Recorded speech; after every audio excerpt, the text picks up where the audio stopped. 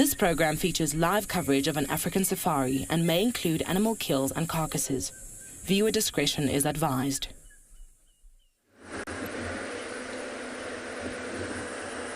Good morning, glorious people. How are you? I am well, and I hope that you're ready because we have a rolling start. So grab your things, and I hope you're ready for your live safari through the African bush.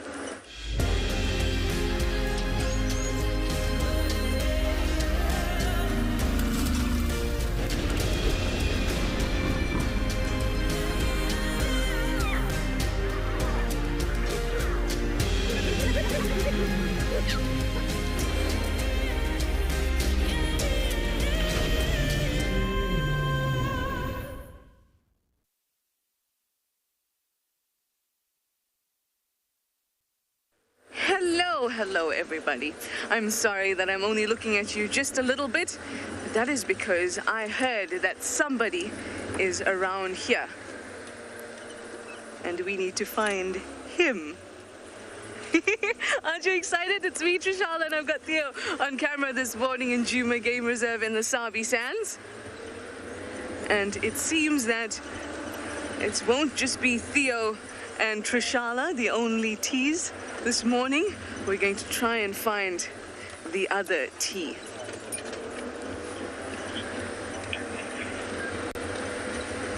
But I do need to move fast because he might be crossing. You know, T and a he, it's Tingana, everybody. I am so excited that I even forgot to tell you to use the hashtag WildEarth or CGTN to chat to us, the YouTube chat stream, or Twitch, whatever you like. Anyway, I do need to concentrate because it is, as you can imagine, a very busy sighting.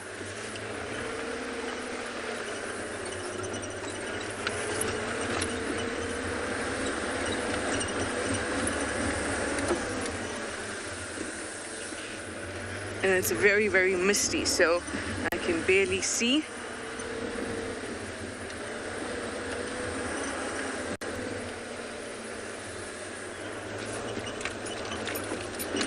All the impalas are pretty... Okay. Now I need to... No, too far.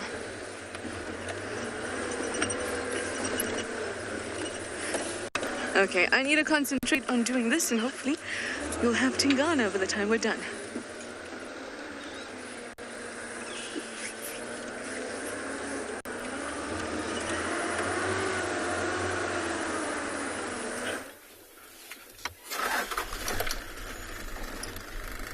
Good morning everyone and welcome to and Beyond Pinder Private Game Reserve. My name is Grant and behind the camera this morning we have Craig.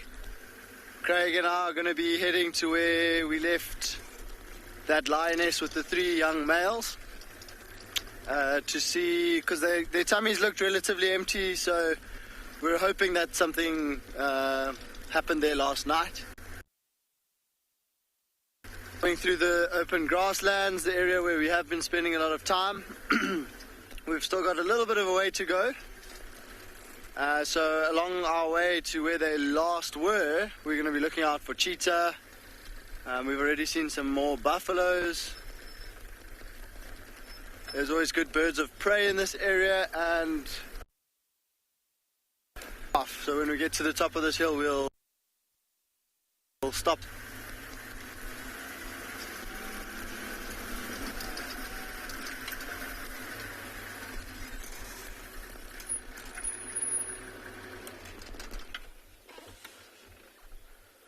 We'll just spend a few minutes with these giraffes and then we'll continue on our lion search.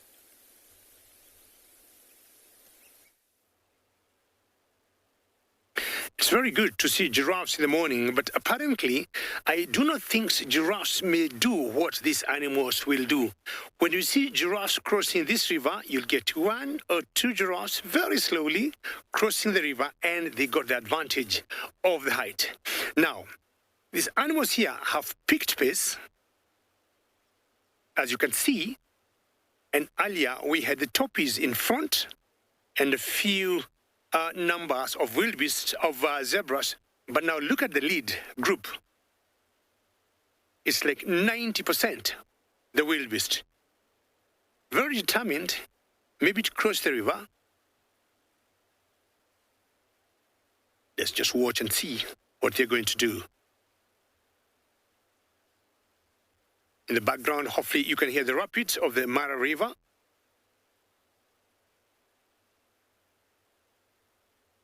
I'm not sure this is the same herd I've seen here a couple of days, coming so close to the river and failing to cross. Sometimes they get inside the water, have a drink, move in a few meters, then just go back.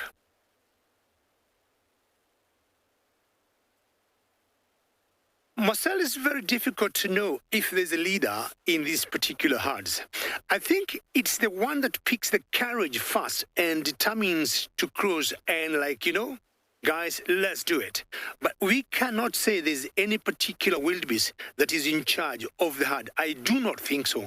I may not be 100% sure, but I do not think there's a particular leader that determines when and where and how to cross the river.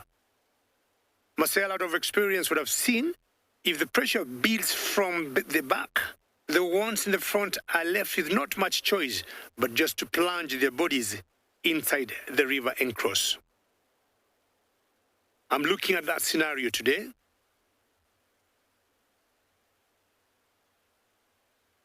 So patience here is always very key, and that's exactly what I'm going to do for the next couple of hours.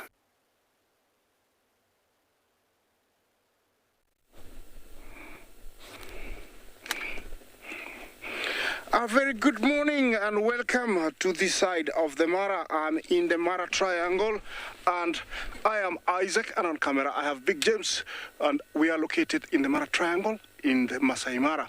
Just talking about a leader, we have elephants here, and elephants usually have a leader, and she's called the matriarch. Unlike the wildebeest, that usually a leader just springs out. Here, the oldest, the most experienced female is called the matriarch, and she is the leader of the herd. She carries all the memory, and so she's able to make decisions. Remember, this is your life safari coming from the Masai Mara, and this female here, I call her Crooked, and I have seen her many years, and it's always nice to see her. I think she is the matriarch of this herd.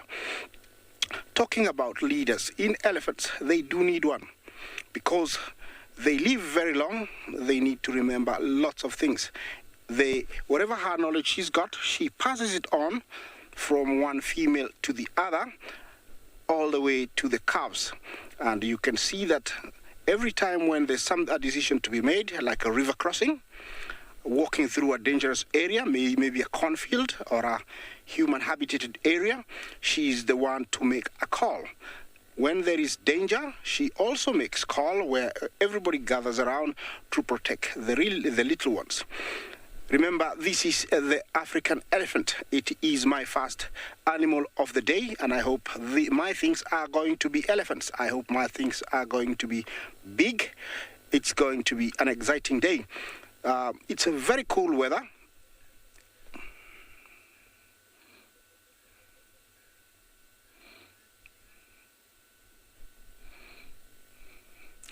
Yevesh, you ask if they eat insects while feeding on grass.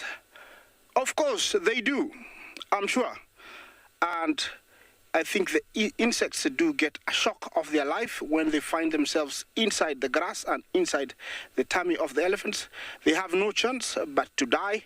I don't think it can affect the elephant in any way because that is a big animal. You need a lot of bacteria to affect the elephant, because that might be the next question, if it would affect the elephant. But I'm sure they do eat things like grasshoppers, even sometimes frogs, even small mice, bird eggs. They sometimes do pick them up. I'm sure they do, because they don't choose the grass, they just pick it. Even spiders, I think, small ones, I'm sure they do pick them up. It could be I could be lying to say no, because imagine living for 65 years and eating grass or brush and not eating a fly or an insect, that would be very, very lucky. So I think they do eat insects. Where they are is very close to the marsh, and so I think if the sun comes up, because it looks very overcast this morning, they will be at the marsh where it's cool, it's nice, there is water, and the grass is soft like spaghetti.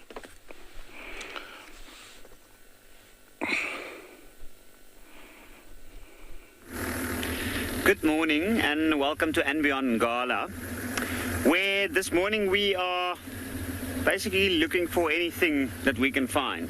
We're looking for some signs on the roads, and myself, I'm Yapi. Behind the camera we have Gert, and after the rains we have dragged the road, so now it will be easier to see some of the finer tracks on these roads. I heard already this morning some of the trackers are off on tracks of a female leopard with a youngster, and hopefully they'll have some luck. At this point we're giving them a hand, but we're not specifically looking for the leopard. I think we'll take a little drive down to some big clearings and see if we might find something else.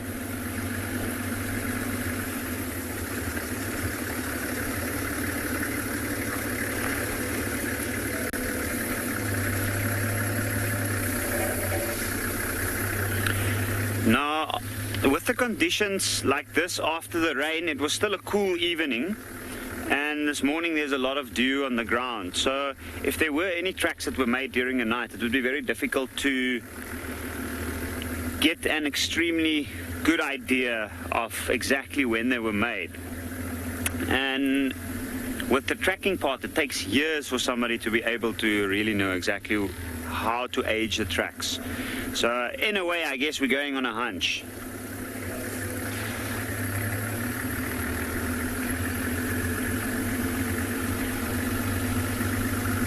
Now the areas that we are at, these are technically the floodplains along the riverbed, and the grasses and the trees in this area are the more sought after for the grazing and the browsing animals.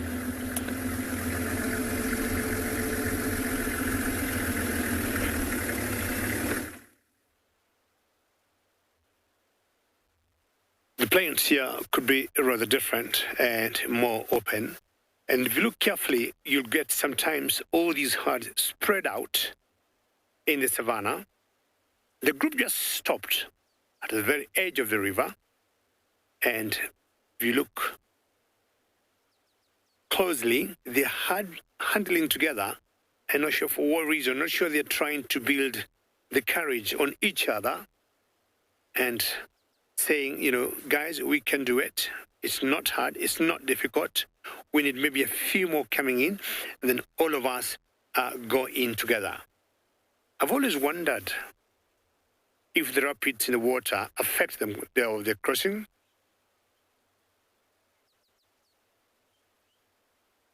And what happens, we have a few other crossing points on or along the Mara River, and this is just one of those crossing points that I personally prefer because with luck we always see them crossing. But the story of these animals huddling together by the banks of the river is a good one to watch.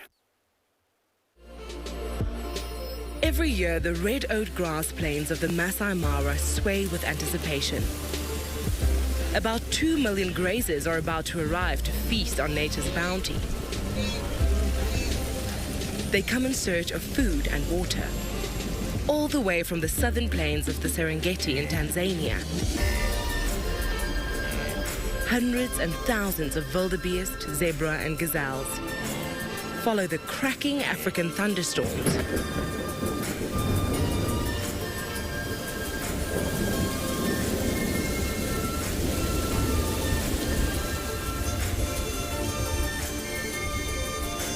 The greening pastures and the rolling rivers. Zebras are the vanguard, eating the longer grass and exposing the shorter shoots for the wildebeest behind. But all must face the ultimate migration challenge, the Mara River.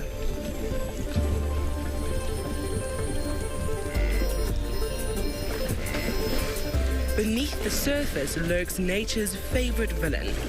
With reptilian patience, they've waited 9 months for the migration feast. The herd sense the danger, but the call for food is too great. All must take the plunge, but not all will make it. For those that do,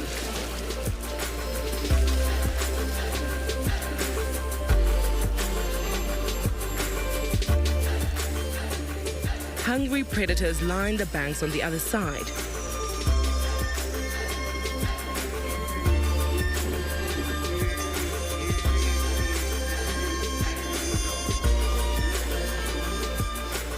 Survivors will feast on the tall grasses, crossing again and again, following the storms for nourishment.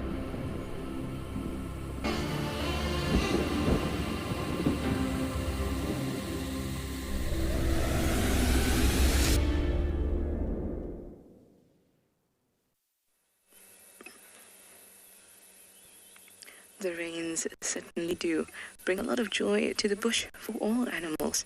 And here, I have a little gift. He is very, very well hidden, but he looks great. Hopefully he'll show himself a little clearer as we sit here. But it is a Tingana, everyone. Tingana is back on Djuma. It's been weeks since we've seen him. And he looks great. Haven't seen if he's scent marking, didn't hear him sawing, so we're not really sure whether he's still claiming this area as his territory, but the mere fact that he's here tells us that he feels strong and he feels very able to be here in Djuma without feeling too much of a threat. Now, Tingana has been our dominant male leopard here for a long, long time. He's estimated to be born in 2006. That was when he was first seen. We don't really know his parents. And he has been a firm favorite of us here. Always enjoy seeing him. Such a character. Such a large leopard. We've been seeing a lot of the females. But it's been a while since we had Tingana. A really beautiful big male leopard.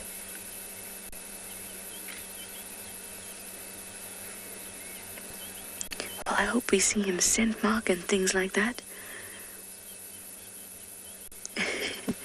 Mellow, you say the legend is back. Absolutely. The mist on Djuma was for no other reason than to enrobe the legend as he makes his way back to his home, or rather his kingdom.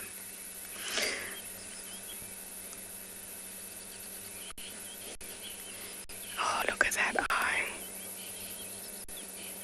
I am so happy, so happy.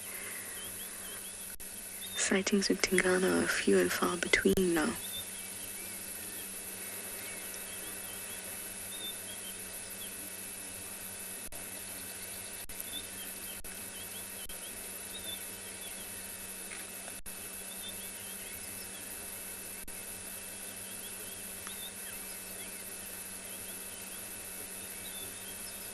The other male leopard that we have on the property, Mowati, he is quite shy of vehicles, which is ironic because Tingana's name means shy. But Mowati, we don't get very many sightings with him. So to see a lovely male leopard is just awesome. Riley, you'd like to know how big his territory is? In kilometers squared, I don't know. But what I do know is that it extends basically between Djuma, it used to be actually the entirety of Djuma, up north into Bafusuk, where he spends the majority of his time. And we've even seen him as far west as Arathusa. and even into Torchwood. But that was at a time when his territory was quite expansive. Actually, the time we saw him in Arathusa, which is our extreme west, that time was around the same time where he started to spend a lot more time north. So it's almost as if he began to wander just a little bit more. But when sightings with him first became irregular, he used to be spending a lot of time up in Buffelshoek. So his territory is quite large. It will encompass a few females' territories.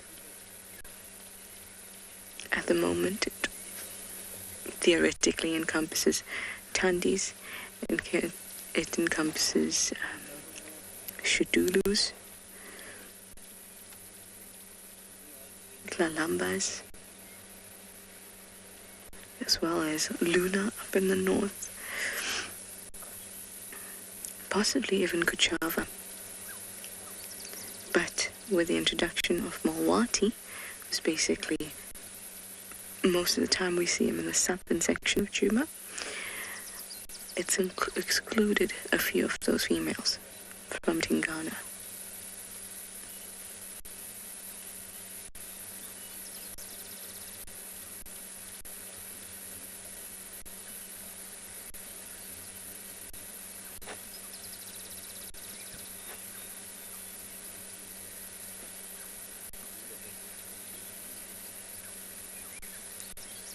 Oh, some movement.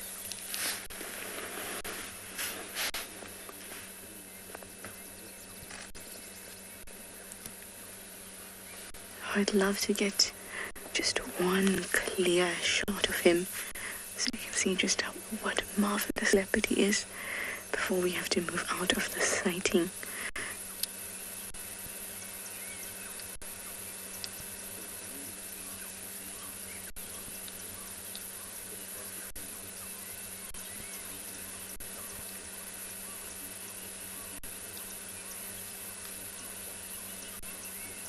I've seen that he doesn't particularly like getting wet, and in all the mist there'd be a lot of dew on the grass.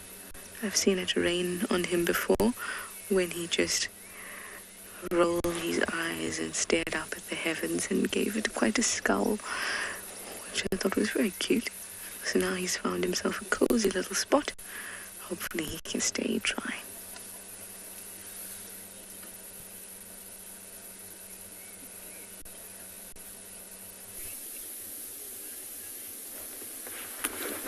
And welcome back to Ngala, where it looks like we found a dark chanting goshawk. And the bird's sitting high up in what looks to be a marula tree. You can see the head's turning in all different directions. From there he's got an excellent view of this area. And where he is, that tree is right up on the bank of the riverbed.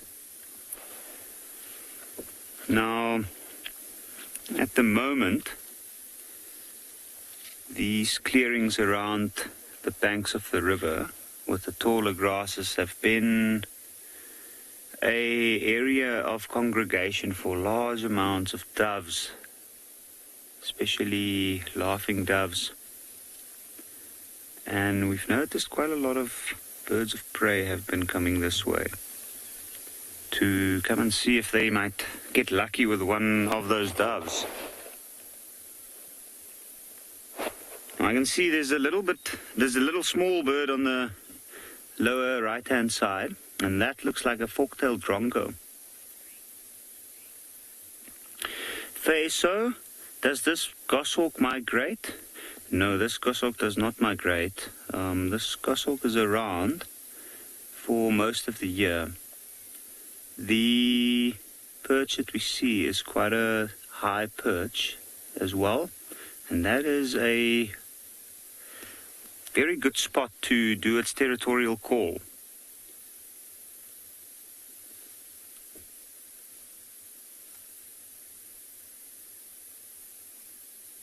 Imagine you were able to sit that up high this morning. I think that would have been quite spectacular to see the clearings on the other side of the riverbed, You can see there's some clearings leading up to that edges. So that's the right along the brim of the riverbed. You get the taller trees, and then there's some shrubland below, and then these beautiful grass clearings nearby. Now normally, when there's a little bit more water in this area and when it's warmer, we do see quite a few wildebeest, sometimes even rhino and giraffe in these parts.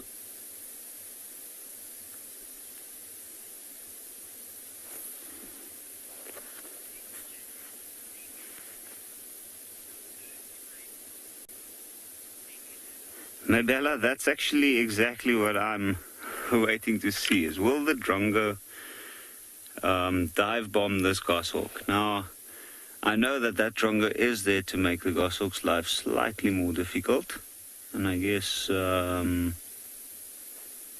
it's better to keep an eye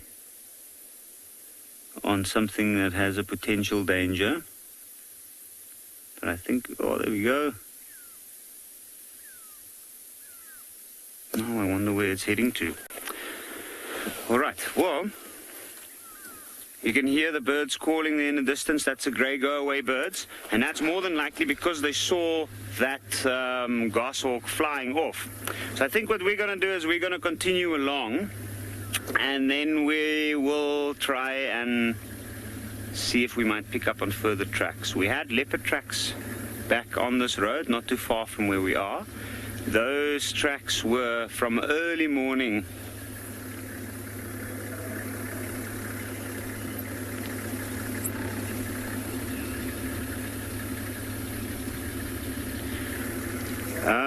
JP, what different methods do you use to track animals? That is an extremely good question, because there are so many different ways to track animals. Number one, we know certain animals specifically.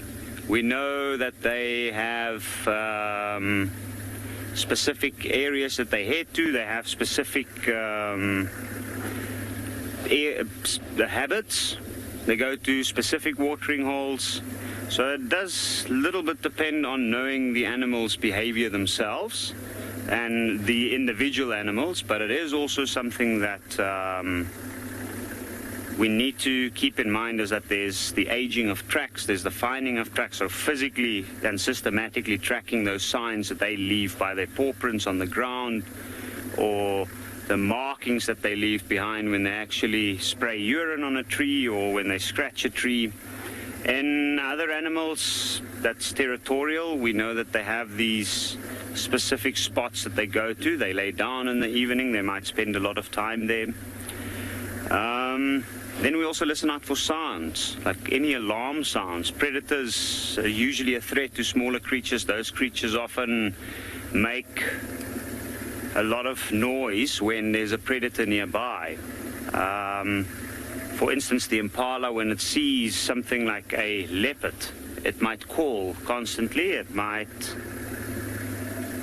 make a noise and keep its eye on that leopard. So if we drive in, we find the impala, then at least we got a good indication of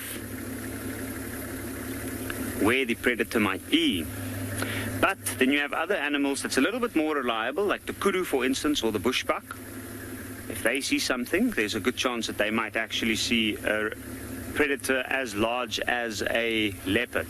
Where with impala, they have been known to see or call at a lot of different things moving. Sometimes when they're not sure, even when they see ourselves moving through the bush, then they might even alarm at that.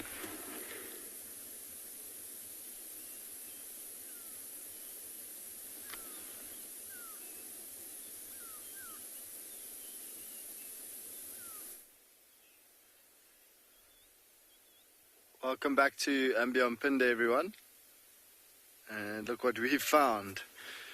So we came back to the area where that lioness with the three youngsters were yesterday afternoon, and not too far away we just spotted one of the male lions, and his brother is also here, and the mom with the three sub-adults are also all here. So there's a little bit of a pride of lions with us at the moment.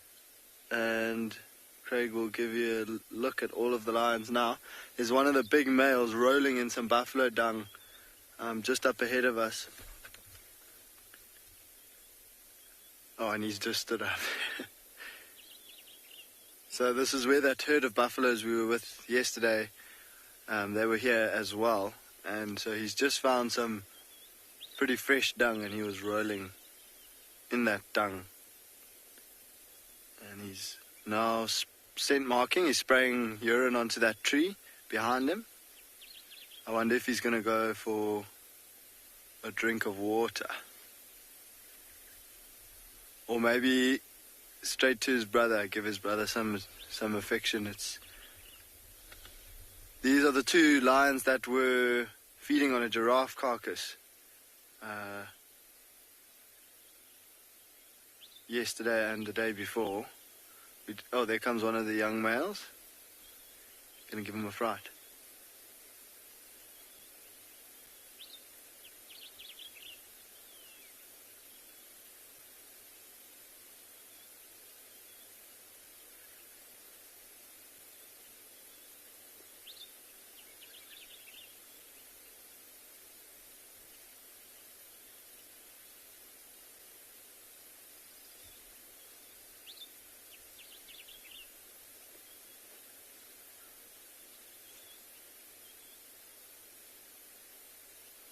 Move into this gap.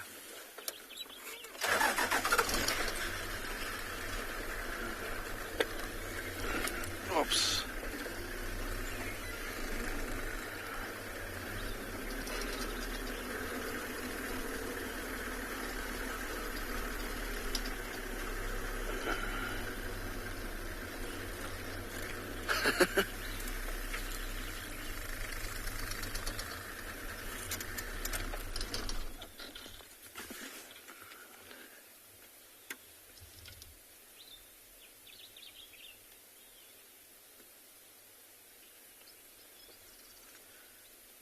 Heading towards his brother.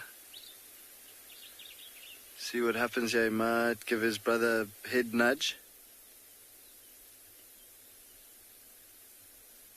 There we go.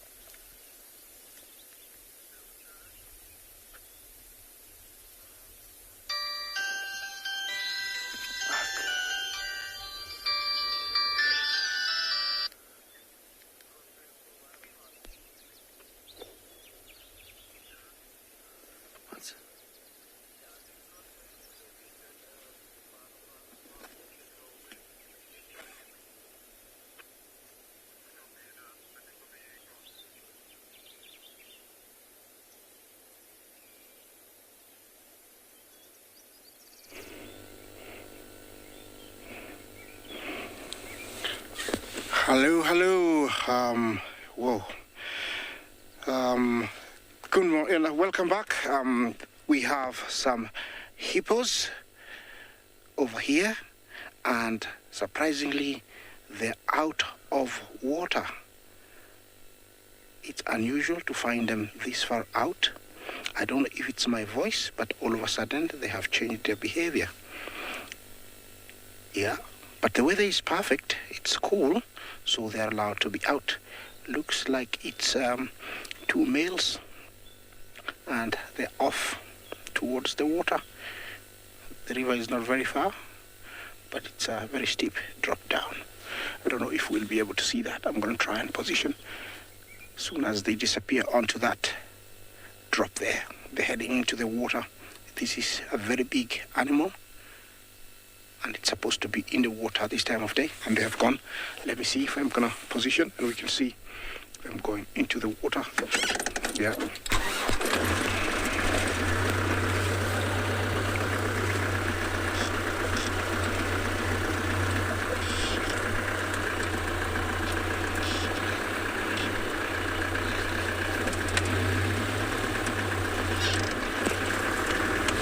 Yeah, they're somewhere here.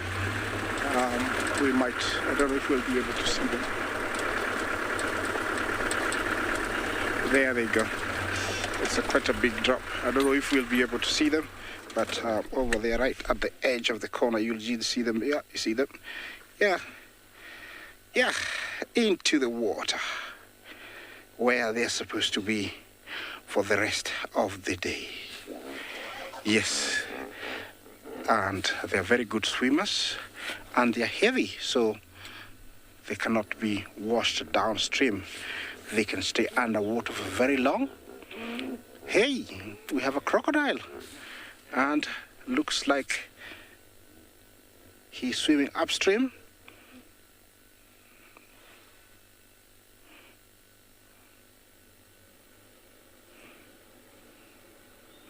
Raphael, you're asking how often they leave water to go graze. It's once a day. They leave in the evening and then come back in the morning. Yeah, and they spend the whole night out. So basically, they leave once every evening, spend the whole night out, coming back very early in the morning.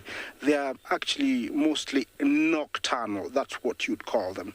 They graze at night, and they can go up to around 3 miles out of water in search of their favorite food, grass. In one night, they'll consume up to around 30 to 40 kilograms of grass. Don't ask me how much water they drink, because they're already in the water. They can drink whenever they want. That is the Nile crocodile. And he's in, an area where I don't know what he eats, because it's very far from the crossings, and at the same time, not very many animals come here to drink because it's a very steep bank. But maybe he's just on transit. He's going somewhere, and maybe that's where he's headed. That's why he's made a stopover. You can tell that he's right behind that little stumpy tree in the water, and maybe the current is not as strong. That's very smart, I would say. Definitely that's what he's doing. He's staying right behind that little stump in the water, and so the current is not as strong, and maybe, he was resting, and then he's going to continue. Yeah, basically, I think that's what's happening. That's a Nile crocodile. These are predators. They're carnivores. It's one of the only few predators that still considers man as a source of food. Here in the wild, they rarely take people, but they are known to take people where, people go to swim, people to collect water. They do take people. And these guys, this time of the year, they're having a feast because there is plenty to eat. There is zebra, wildebeest, toppy. It's such a big menu for them. You just wish you want to be a crocodile this time of the year, because there's more than enough for everybody. But after eating, they can stay for a very, very long time without eating, up to 1 year. Another thing that makes me like them, I would like to stay that long after eating and just rest and do nothing. But there's something about being human also. It's nice. So I'll leave the crocodile to be eat once a year. This is an animal, this is a reptile that can stay underwater for up to 1 hour. Can you imagine? 1 hour. So you have no chance when you get into this water and it drags you down. It has been known to kill almost everything.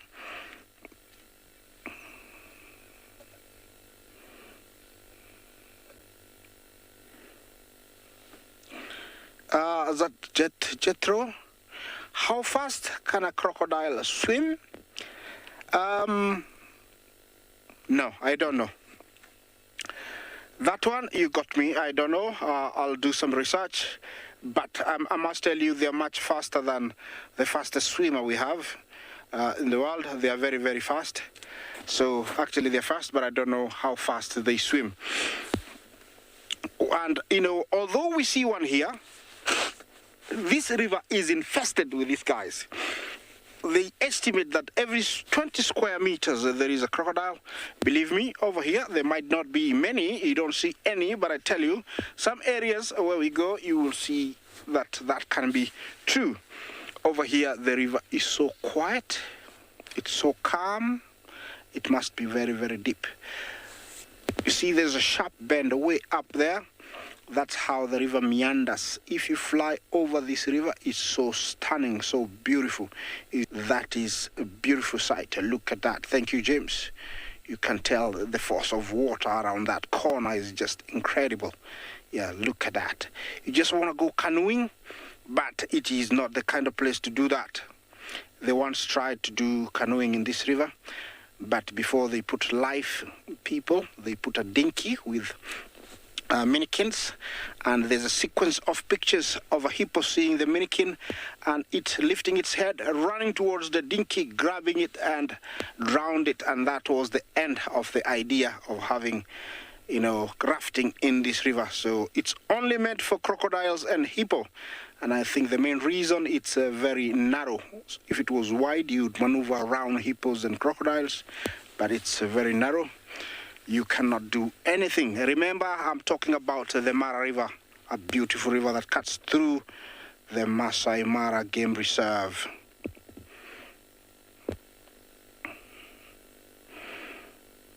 Yeah, I'm gonna watch this guy because he's rather smart. He's resting, or maybe he's on top of that log. Maybe that log stretches towards where he is, and he's lying on top of it, resting before deciding to continue.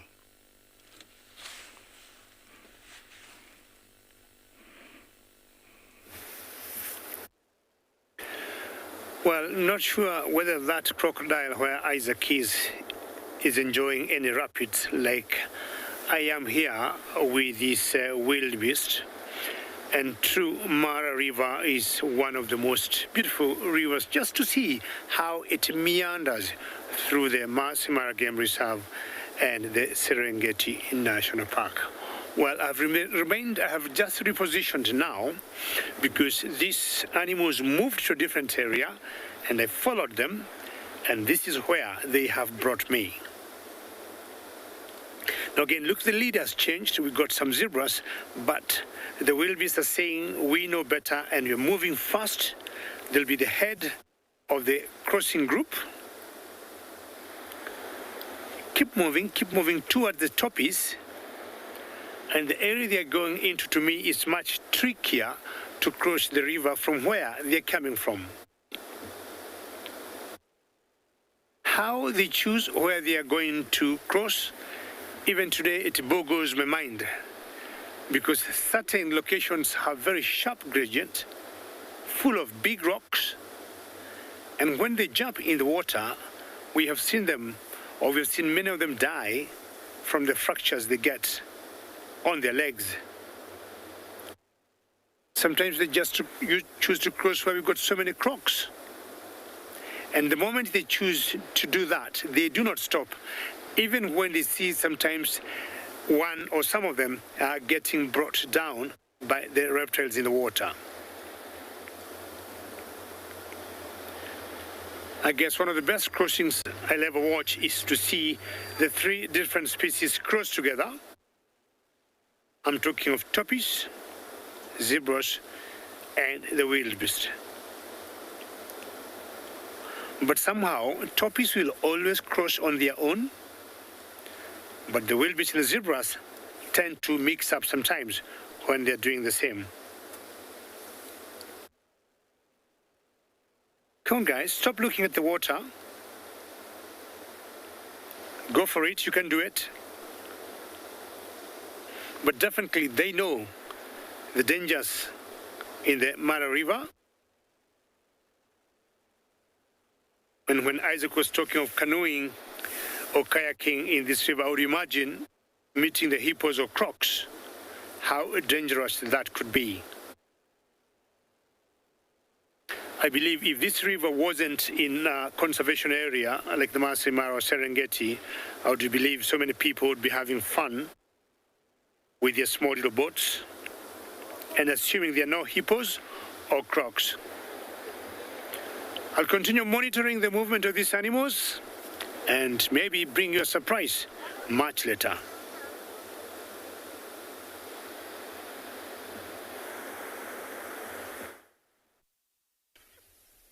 Welcome back to Ambient Pinde, everyone. These three young males are quite lively. They're wrestling over some stick, entertaining themselves with some mud. I think he's got a rock. The two males and the lioness have left us. So we'll definitely go and have a look for them. But for now, while these youngsters are up and about and playing, we're going to spend some time watching them. It looks like that one's got a rock and he didn't want to share it with his brother. Yeah, it's literally a rock.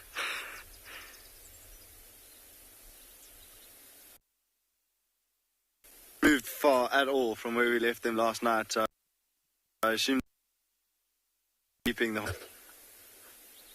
When it first started to get light this morning, they would have woken up and had all this energy from sleeping the whole night, so they got lots of energy to burn, to play.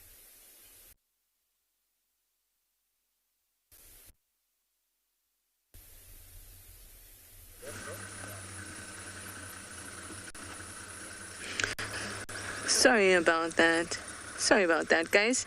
But we are here with Tingana. He is at least sat up just a little bit. And in order to bring you these wonderful live creatures, it comes with its own difficulties. But it's been a cat's today. I'm so glad that Tingana is here. Of course, there's a perfectly placed stick just in front of his eye. And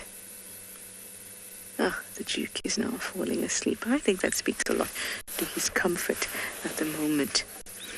If he was uncomfortable here in Juma, if he felt totally threatened, for one, he wouldn't be here.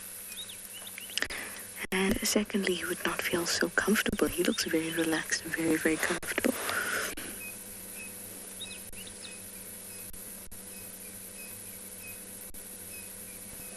Just gorgeous.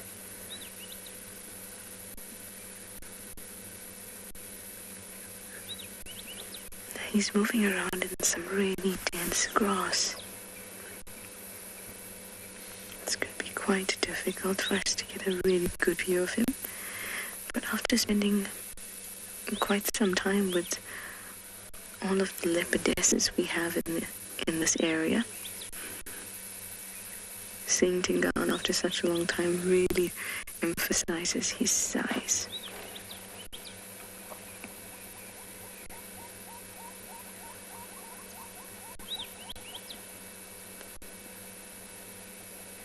Just enjoy that. Be able to hear white-browed scrub robin. There's some blue wax bulls. You'll hear some of the hornbills. Just enjoy the morning sounds and the sunlight as Tingana is.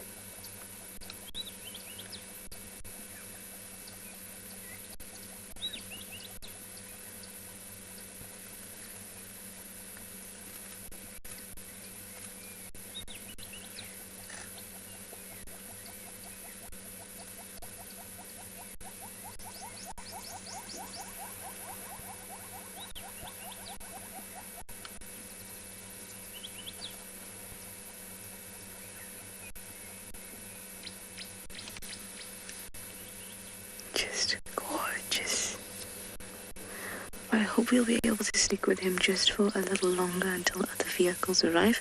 And hopefully he'll stop fast so we can get a good view of his beautiful face.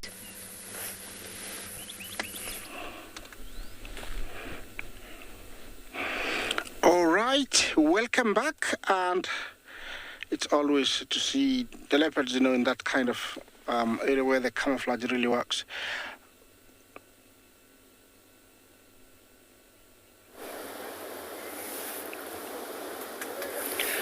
Well, finally, what we have been waiting for is happening, and sorry we had to take you away very quickly from the elephants, because I've been here for the last couple of days waiting for this very spectacle to happen. The migration is very big in the Masai Mara Serengeti ecosystem, but the highlight is these animals crossing the Mara River. Just watch. It's happening right now, live on this digital safari, courtesy of CGTN. I'm full of joy that finally my wait has paid. Now I'm imagining the struggle they're going through because of the rocks in there, the nervousness in all these animals, knowing we got loads of crocodiles right there. How exciting is this? If you look carefully, there's a crocodile on the other end. It's slowly coming towards the wildebeest. Just watch. It's like a log. It's floating in the water. That's the crocodile. And definitely is going to catch maybe one of these wildebeest. Two of them now, look carefully, coming towards the wildebeest. The area is quite deep, number one, but above all, there are too many rocks where they're crossing. I told you it's always a very difficult decision, and when they choose to cross, where they choose to cross, it could be very tricky as it is now. Good luck to all those who will make it.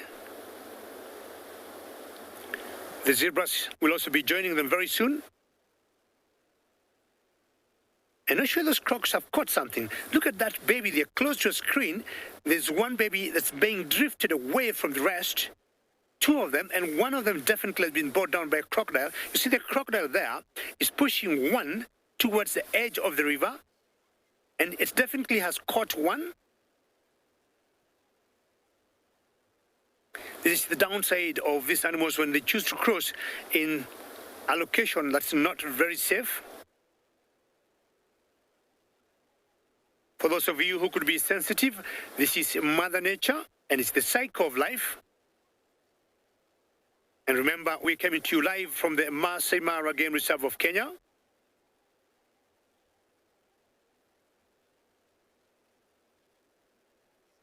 And some maybe are seeing the dangers in the water and may choose to go back to where they came from.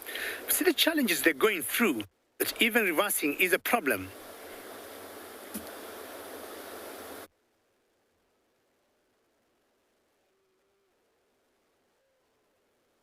You can hear some are just struggling there and just calling for help. Yeah, that croc must have gotten two calves there. Right there, if you look carefully, there's a croc trying to drown.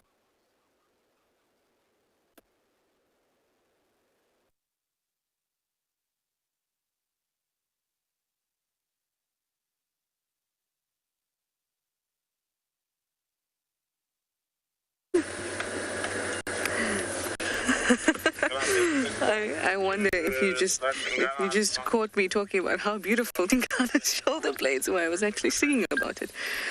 Tingana and his beautiful shoulder blades, and telling Theo, if you want to see shoulder blades,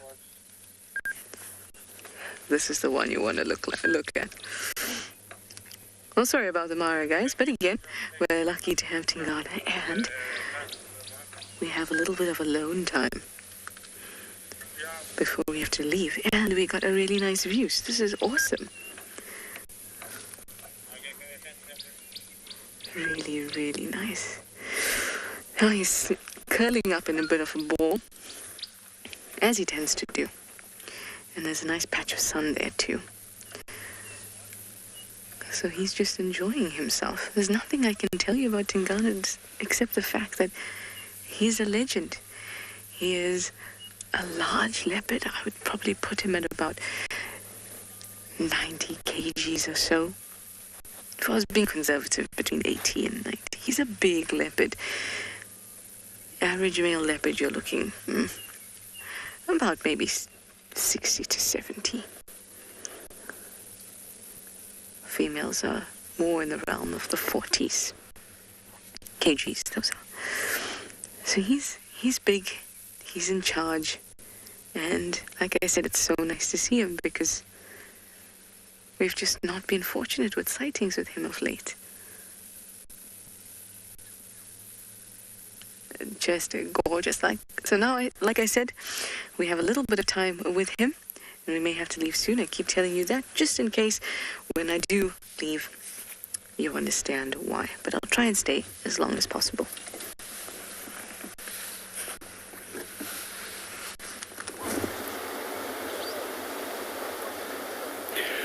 Well, Trishala, keep the leopard. I'm keeping the crossing here. And they continue crossing, and quite a spectacle to see them cross the river. This is the highlight of the migration. And remember,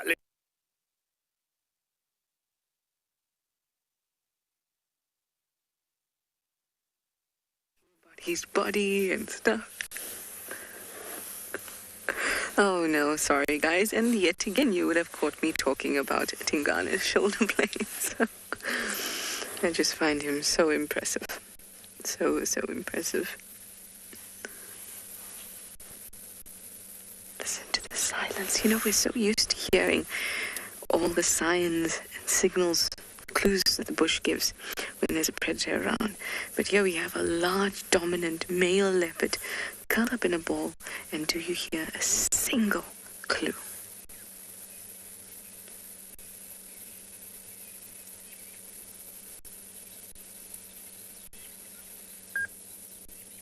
Nothing. Just absolute silence. Check the door. I just was inside of your dad now.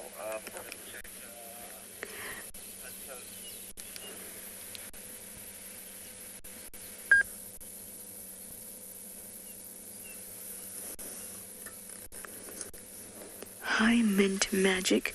You'd like to know what the average lifespan for a leopard is. Well, in captivity, they can actually live up to about 20 years old. But in the wild, we're looking at about 15 to 17. 17 would be really pushing it, and about 13, you can expect some sort of drop-off in the kindest way possible. And anything beyond that is pretty good. The average would be between 15 and 17, but around 13, you're going to see some leopards, depending on their condition, also move on from this life.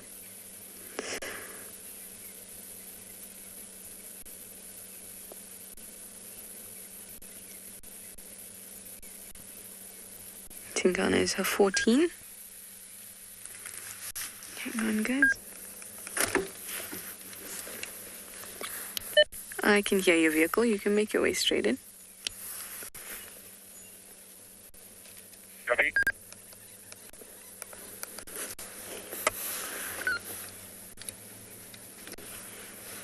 He's quite a bit off the road, so it's a bit difficult to get in.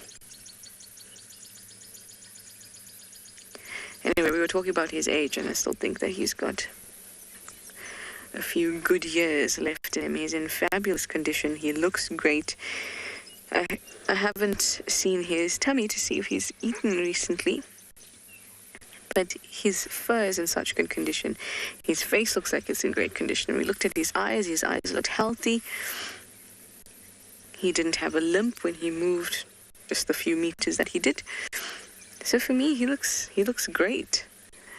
And I think he will continue to be healthy and strong for the remainder of his years, however long that may be.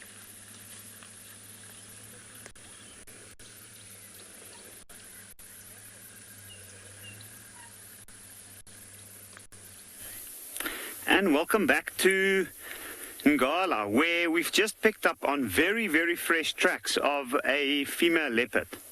Now, over there up on the bank, you can see there's sort of like a little bit of a pathway that's formed, and it comes straight down here. Now, it looks like it's been formed by elephants, and there are some elephant tracks here sometime during the night, and right on top there's fresh tracks of a female leopard.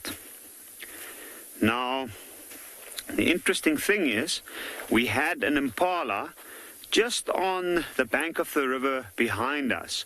We heard a couple of them alarming, and then we found one with a huge gash on its hind right leg. And that, I think, was her attempting to try and hunt one. Now, the interesting thing is, we can see this is a female due to the size. Miso, how to tell if a track is fresh? That is a very, very tricky thing to do, unfortunately. Not a lot of people are very skilled at it, and it is something that also you learn over many, many years. For me personally, I'm still learning at this point how to tell that, but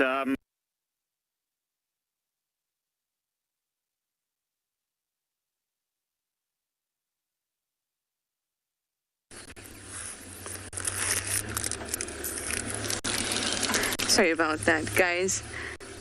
Oh, just in time. A beautiful face of Tingana.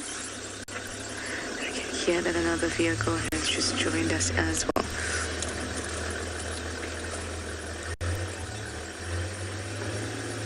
It does mean that I am going to have to leave soon for reals once the other vehicle comes along.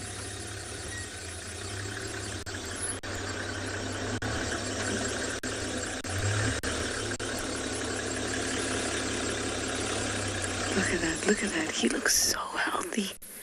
Of course, you can see there's still scars, etc. on him. You can see his ears are still quite tatted.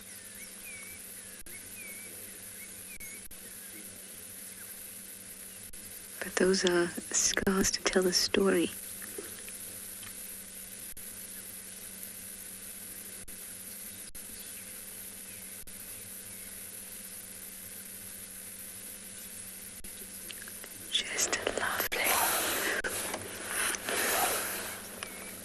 Might be sleeping like this for most of the day, so even if we do have to leave, maybe we can come back a little bit later.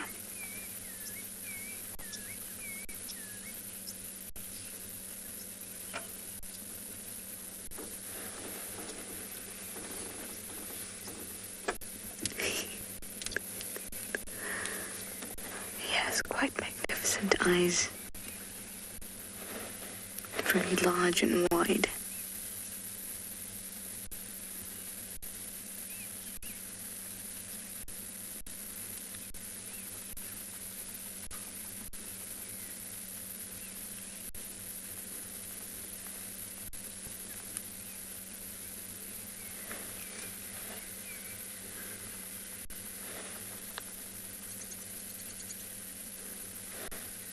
He's a 5'5" male, like his daughter, Tlalamba, 5'5" female.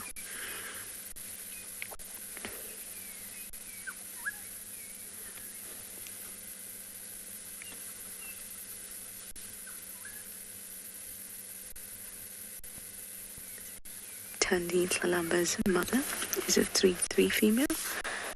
It's quite easy to tell them apart. Those, of course, meaning the spots above their whisker line.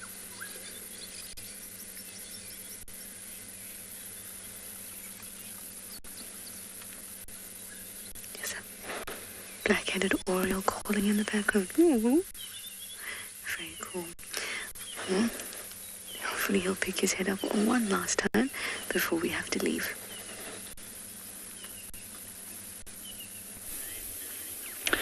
Talking about a spectacular morning, to get back to Miso's question from earlier, how to tell if a track is fresh. Now, it is a tricky thing to do in certain cases, especially if the conditions aren't too favorable. Now, yesterday and the day before, yesterday morning we had some rain, and the previous days we had rain. So that sometimes helps us when animals move across the riverbed and they break the top layer of the soil, and you can see the drier soil underneath, and you know it's fresh. But in this case, it's a female leopard, and it's a very small track, but she is quite light on her feet. So as she walked here, she didn't break the top layer of the soil. Now, what's interesting is it literally just made a small indentation on the ground. Now, in this case, I was lucky. We had impalas alarming near this area, but up on the bank behind us, And we also know that there weren't any tracks crossing the riverbed in this particular area yesterday. So that is the biggest help for us in this case. But the other thing is with tracks, you look at how crisp the edges are of the track. In this case, it's very, very crisp, so crisp that in some senses you can actually see the 3 indentations of the pad at the back, which is very, very clear. And you can see she's carefully moved, placing her back foot, this is her back left foot, slightly on top of the front left foot, and then the next one. So she was moving at a steady pace but relaxed. And she probably saw, as she came around, she came down, looked like that from that little pathway there at the back. I'm sure she was busy patrolling after the rain. She needs to remark her territory. Moved up into the reed side, saw some impala up on the bank and decided to use the reeds and the riverbank, the vegetation there, to start stalking. Now, it should be interesting because she's injured that impala and it can barely walk at this stage. So I'm not sure if she's going to continue and try and stalk it again, because it is a sitting duck and I'm pretty sure it won't make it. But I think she came back down towards the riverbed side. I heard birds going in the riverbed earlier, and that might be that she came to hide this side. Rivka, my favorite animal to track is definitely the leopard. The leopard is a tricky animal to track because it can be very unpredictable at certain points and because it moves by itself. Unlike the lion, it often moves in a group, and the lion sometimes uses the easiest route to travel around in the area that they are. And when that happens, we are usually quite lucky to find the tracks on certain major game paths. Where the leopard, it moves along major routes that other animals do travel, but it's not always specific in that sense.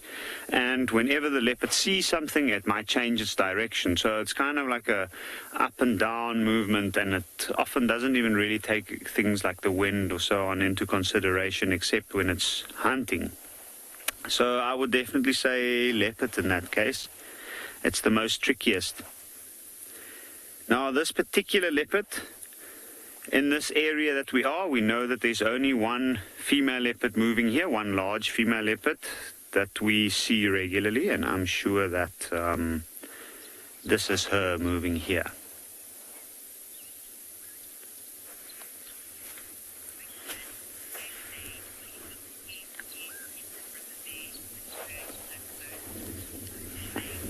TaylorMade, I don't know how close she is in this case. The aim of a tracking session is usually to find the animal, so in some cases you try and avoid getting into their personal space. All you try and do is try and get an idea of where they are and hopefully get a view of this animal from the vehicle itself. But in this case, she's already passed. We heard the impalas alarming and we saw that injured impala quite a while ago already. And I'm pretty sure that by now this animal has moved off further away from that area. As soon as she gets spotted, as soon as the animals know that she's there, then she will move off to regain her neutrality. But in this case, it's nice and open for me. I can see clearly there's no potential danger around.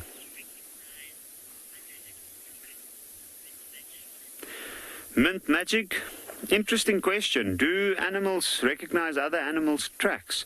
I think they recognize other animals' scent and the scent trails that they leave, the smells that's left behind, like dung balls, for instance. We have elephant dung balls here. Now, sometimes an elephant dung ball can even have quite a scent for up to a day or longer, especially after the rains.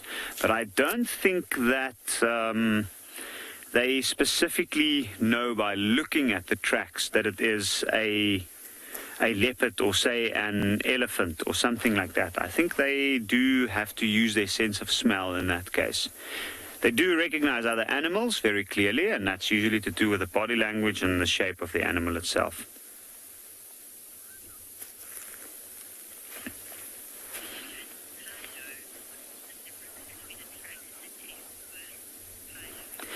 Kylo, a track and a spoor is, I guess, it's the same thing in a lot of ways. Some people call it spoor, some people call it tracks. In my own experience, I think it is the same thing. Like this technically is a spoor. A spoor is an Afrikaans word, and it literally means track. So translated into English is track.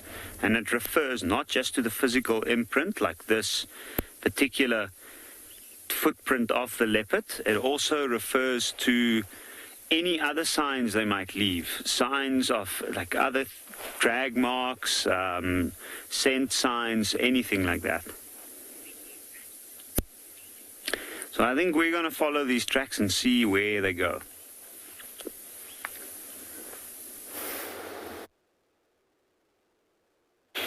Well, yeah, it's always, or it pays to follow tracks because they might lead you to some interesting animals, like the cats.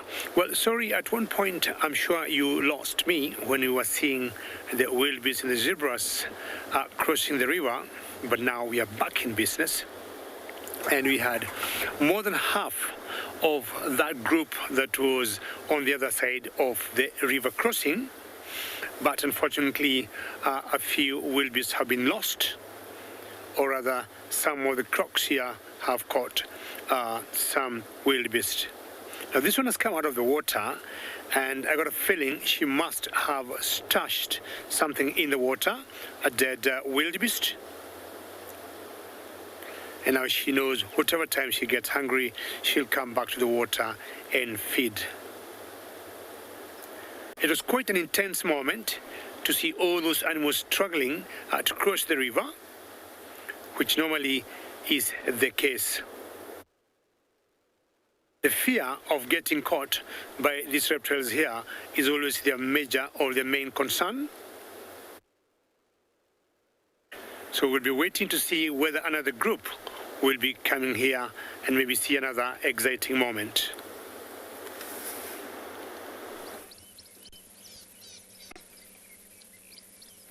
I just want to be quiet. Because this bearded woodpecker is doing his territorial drumming. Come.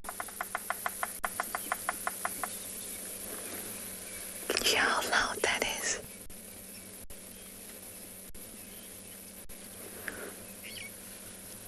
Now this is a male, you can see from the red crown.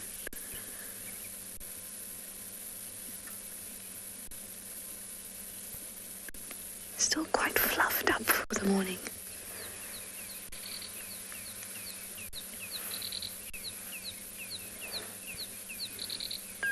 I didn't tell you the weather. It's 12 degrees Celsius and 54 degrees Fahrenheit here in Djuma. I think it's probably warmed up about a degree. But the birds are still looking quite nice and fluffy. Isn't that a gorgeous bearded woodpecker? Now down below here, there's also some impala, but I just want to see if it'll drum for us one more time.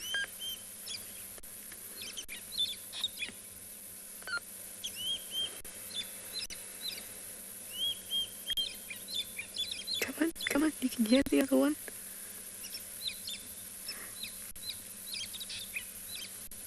Now, this is the largest woodpecker that we get here. It's a really big beak. Mego, you'd like to know how the beak doesn't get damaged? It's got a very, very solid beak. So the beak is an extension of the maxillofacial bones, basically. So it's like almost an extension of the jaw. So if you imagine that if you had a beak, it would be attached to your jaw. In a similar way, the bones of that area, the maxilla bones, are all fused, and this is for all birds, to create this beak. Now, their beak is solid, but it can get chipped. I have seen photos of woodpeckers with just the tip of the beak chipped. And that can happen. But because of the shock-absorbing qualities of the muscle that wraps around its skull, that cushions the impact, even for the beak, not just for the brain.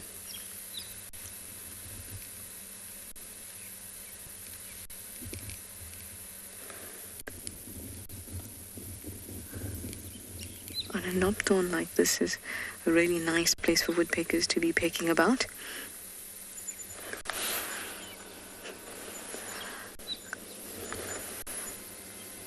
That's because it's got a lot of dry bark. Can you see that? Now I want to pick that bark off, lift it to get to those tasty grubs.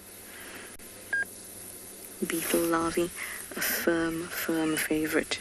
Alright, so coming.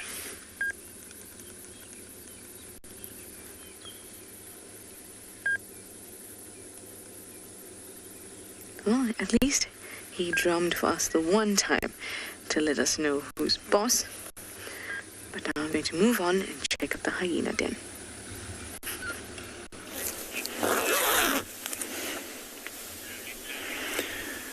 We are looking at a zebra with an identity crisis, hanging out with a whole herd of impala. Oh, goodness gracious me, these impalas are getting a little frisky.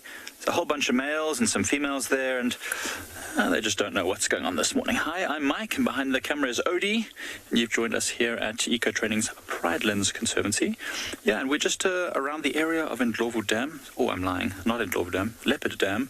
And we found some lion tracks and some leopard tracks, and we are just trying to see what else is around here, and if we can come across those lion, or that lion which made those tracks. As you can see, there's just a few impalas amongst the sticks doing their impala thing, looking very nervous. I mean, if there were lions moving through here sometime this morning, it means that they're probably a little bit on edge about the whole thing.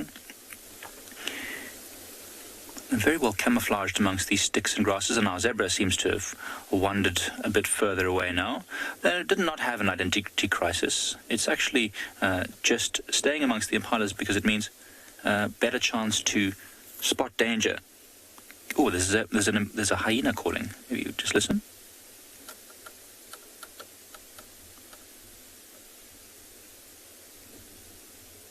It's very far. I don't think you'll be able to hear it. It's calling to our north, it sounds like, or northeast. It's very far though, so it's probably outside of the boundaries of Pridelands. But nonetheless, it's nice to hear. So yes, so what we're going to do is we're going to keep on driving down this road and just looking for any tracks and signs and see what else is about in these sides.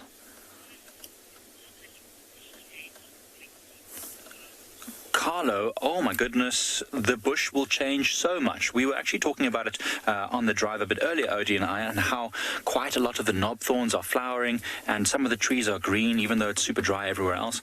And literally, as soon as those first rains come, which I suspect will be around September, end of September, October, it's going to just be an incredible green flash that just comes out. I think at Ngala, you're already starting to see it, maybe even at Djuma. We haven't really received much rain here. It's just been like some really, really miserable drizzle days, but nothing that really soaked the ground yet. As soon as it happens, we're just going to have an explosion, and we can't wait for it because the flowers, the insects, the birds, oh, it's absolutely magnificent. We should actually take a photo of a point on the reserve that's quite barren right now at this time of year. Maybe exactly where this impala is. Take a photo and then come back here in 2 months' time. The same photo. It will be unrecognizable. There'll be lush, thick green grass. Oh, there's an impala that's resting now. Because it's a nice warm morning, animals won't move too far, and it's not windy at all. It's nice and calm. So they'll all be taking their time to feed as much as they can on whatever's left, because they don't really have to worry too much about predators right now. Not with so many eyes and ears around, and with such a fairly open area. It doesn't look open. It looks like there's lots of sticks, but it is actually quite an open area for these impala. They can see very, very well. So you can see there's a few sickle bushes, but it's generally quite grassy over there. So as we move around this area, we'll come to another very big open area called Red Earth, which actually I think, in my mind's eye, I've got this image of a male lion sitting in the middle of that clearing, also just enjoying the sun, which would be pretty cool. You can still hear that impala. It sounds like it's in the valley now. Oh, you know where it probably is, Norman? I reckon it's probably exactly there where that rocky area was that we saw yesterday. Ooh, we wondered if maybe we've got a new hyena den. I will go check it out a bit later this morning. That'll be pretty awesome. It's really reverberating through the valley, the sound. Well, in the meantime, let's just enjoy this beautiful view.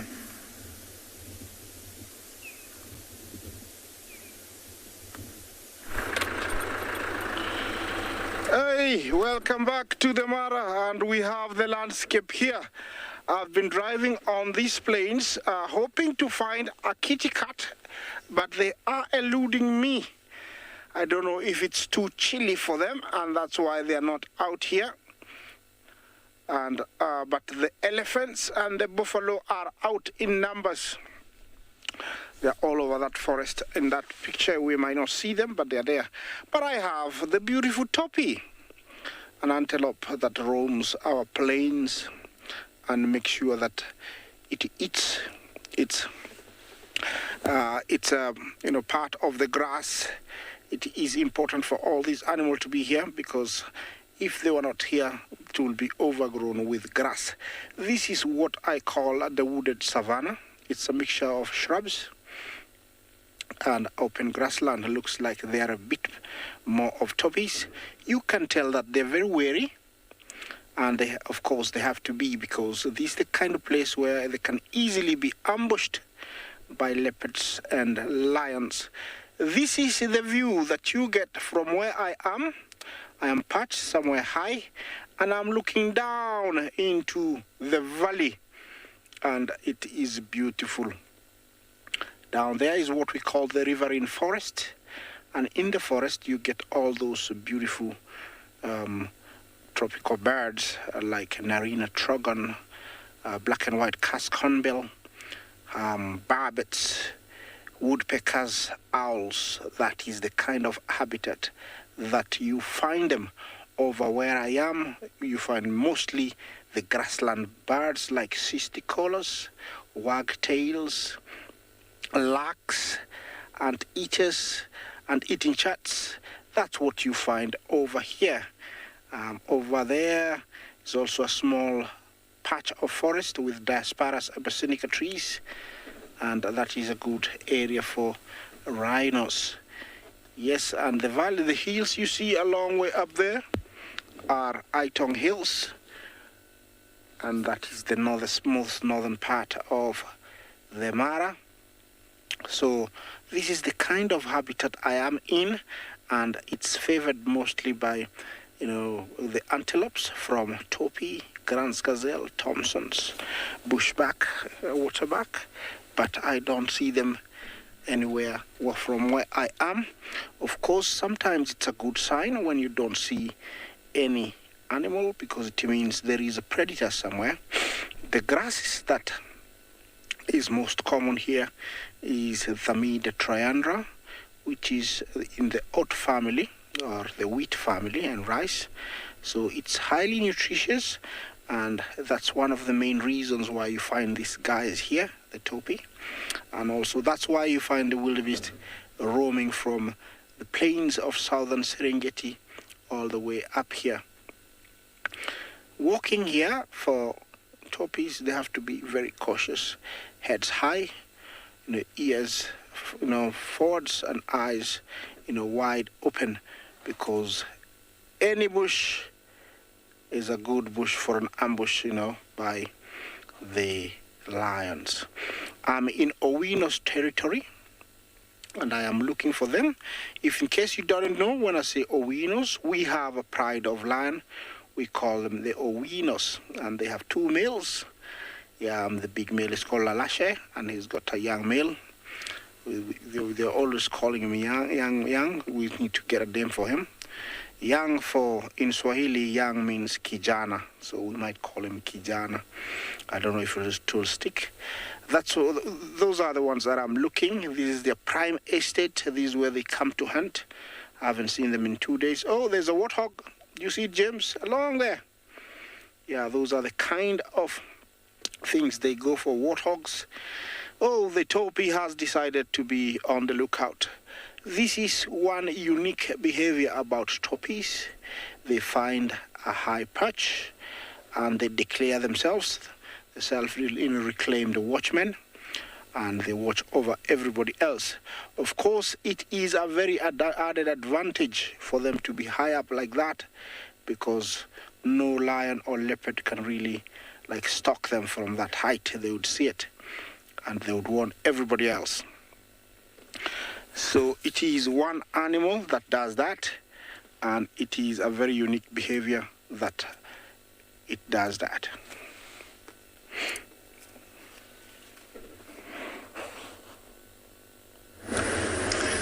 Well, speaking of height and termite mounds, we are swinging around to see one, and hopefully there'll be some little things playing about. I've had good luck before coming to the den when I'm live with you all, so I thought let's give it a go again. I would love to see these cubs before I leave today. This is a fork-tailed drongo making some noise here. Fine, we'll just see, give him a quick look. Oh, never mind. It's saying to me, hurry up, go to the den. Don't waste my time with you. It's fine. So yes, I would love to see these little cubs before I leave today. Could it be the day that I get my woodpeckers as well? Can you see it there, Theo? I've been looking for all 4 of them. Ah, it's flown off. Oh, no, you haven't. This is great. Yay. It looks like a cardinal.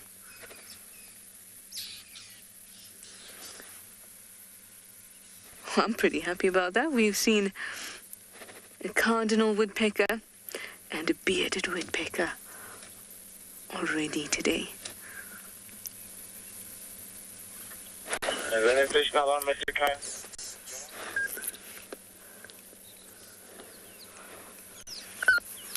Sims, I'm just approaching it. I'll let you know if it's active. Copy, thank you. So this one's a much smaller woodpecker. This little one is only about 30 grams. The bearded woodpecker that we saw earlier, that one is about 80 grams. So you can see this one has a little beak and quite a little body as well.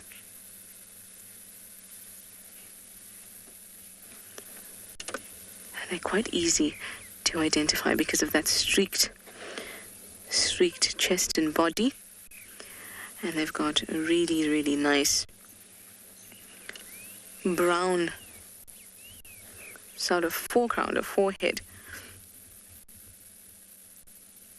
Now the only other one that has a streaked breast or underpart is a golden-tailed woodpecker, and for them both the male and the female have red bits on their head. Okay, let's head off to the den and see if anything's happening there. Now I have to find a golden-tailed woodpecker, right? And a Bennett's.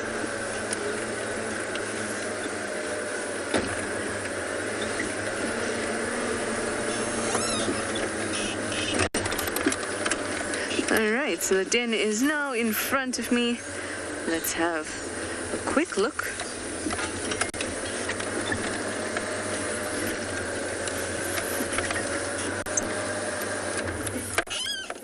Unlucky. Oh well. Hopefully we'll be able to go back to Tingana sometime soon.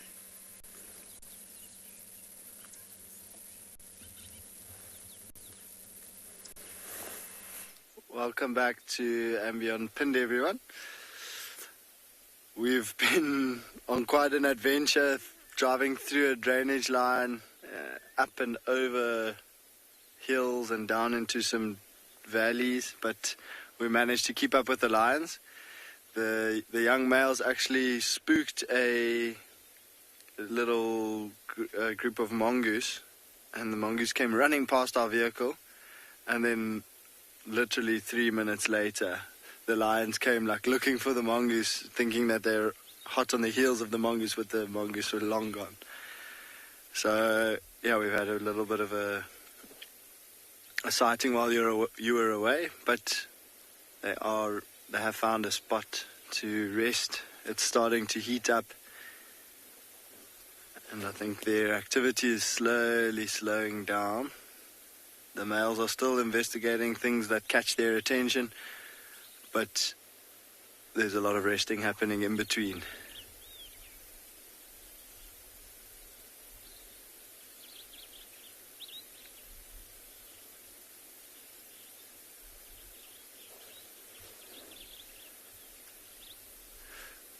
Josh is asking, will these males join the coalition? So those two males that we were watching earlier, those are their fathers. We're not sure exactly which one would be the father of these cubs, but there could be one father for two of the cubs and one father for the third. But they will, when these young males get to an age where they start competing for mating rights with the females, and they start throwing their weight around too much, then those dominant males, their fathers, will actually drive them out of this pride, and then they will go and be nomadic males, which I know you were watching yesterday afternoon. So they will fill that role for about 2, maybe 3 years, try to build some size and strength, and then eventually, when they are big and strong, they will try to find a pride to take over, and usually in a very different area, because when their fathers chase them out, then they will usually move into a different coalition or a different male lion's territory, and then he will drive them out of his territory, and so the story goes, and the males will move further and further from their home pride, but then by the time that they're ready to compete, they will be in a completely different area and hopefully take over a different pride and then spread their genetics. So that's actually how lion genetics remain and are very strong and very diverse, because they get moved so far away from their home pride. So these males will form their own coalition. They will not join the other coalition.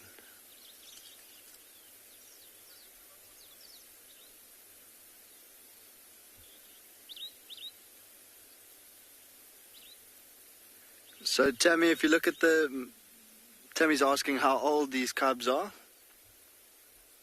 If you look at the main development, so that little mohawk that they're starting to get on the back of their neck, these are 3 young males, but the mohawk on the back of the neck and then around the shoulders and on the chest below the chin, they're starting to get little tufts of fur, and those, well, they've already started to develop the tufts of fur, but the mane starts to grow between 14 and 16 months. And theirs is already grown quite a bit, so they're around 18 to 20 months old, so almost 2 years.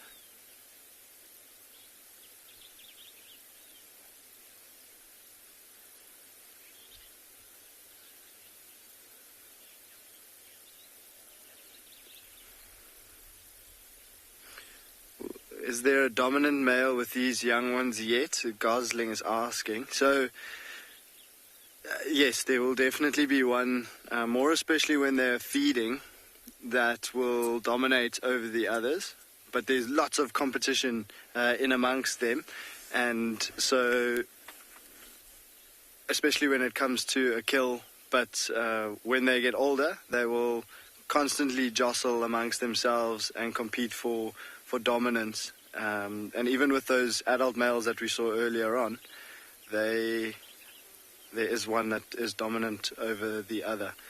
So, yeah, there definitely is a dominant one, and then there's a hierarchy. So there's a second, and then there will be the least dominant one of the 3 of them. But we're going to try and get another look at these lions and hopefully show you them again.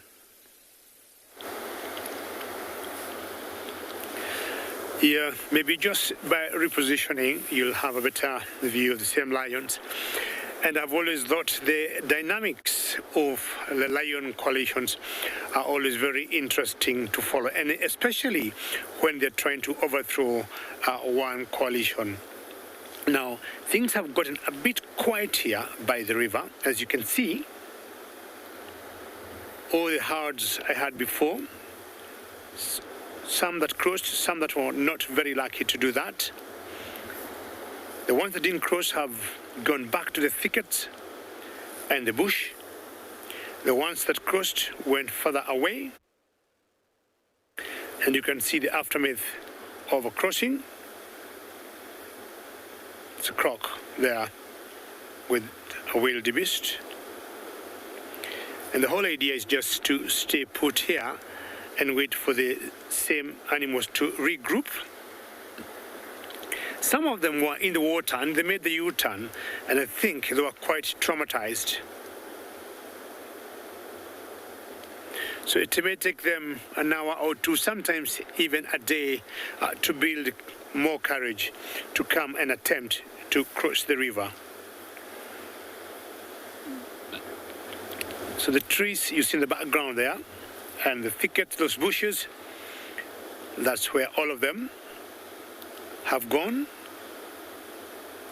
And I would imagine they're feeding at the moment, because as you can see, that area is full of rocks and doesn't have very good grass.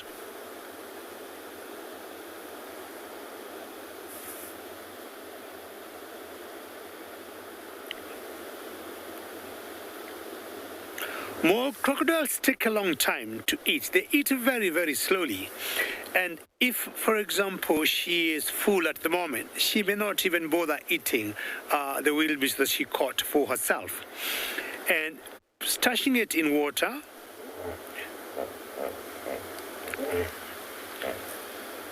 those are hippos trying to interrupt me.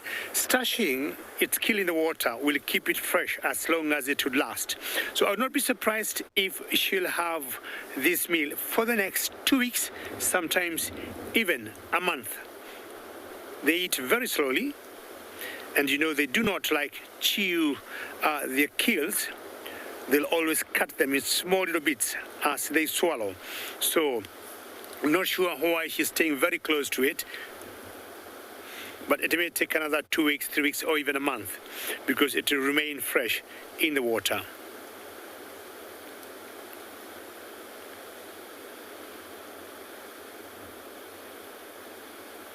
It was quite a moment to see all those animals cross. And as I was saying earlier, I've been here a couple of mornings and not very lucky until today. It's always the will of the wind, and it's very difficult to read the language of these animals.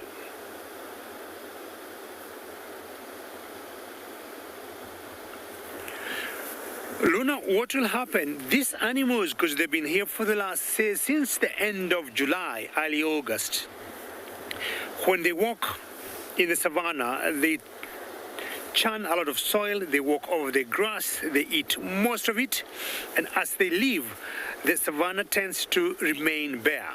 Now, coming to mid of this month towards October, we shall be getting the short rains. Now, the soil will have been turned around. These animals have left a lot of droppings, which would be like natural manure or natural fertilizer. And with the rains coming, we are going to see a brand new savannah with fresh grass shooting up and growing. And by the time they come back again next year, they'll have a lot to eat. The herbivores that remain behind, like the giraffes and the buffaloes, are the ones that will be enjoying what will be left behind or what will grow before these animals come back again. I just hope that this wildebeest will come again by the river, and I am going to remain right here.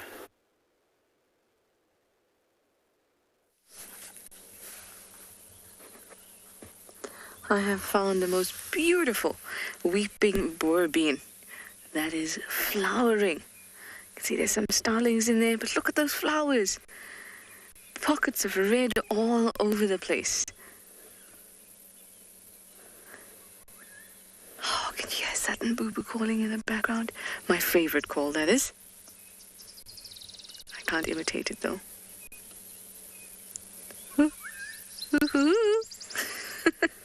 That's my best imitation. I can't whistle, guys. I'm not good at it. I love it. So here we have a weeping bourbon, like I said, in full bloom. It's so gorgeous to see. Really nice, striking green colors and that beautiful crimson as well of the flowers. That'll be dripping quite a bit of nectar. You see the most beautiful sunbirds come through there. You can see the starlings are having quite a good time too. Lots of birds will take advantage of nectar just because it's in exorbitant amounts. As the name suggests, weeping bourbon, because the flowers drip nectar so profusely.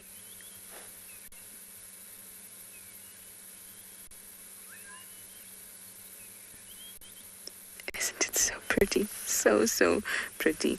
So we have two types of bourbons here. Dwarf bourbon, which is Scotia capitata. Then we have this one, which is a weeping bourbon, Scotia brachypetala. The dwarf bourbon, as the name suggests, is much smaller.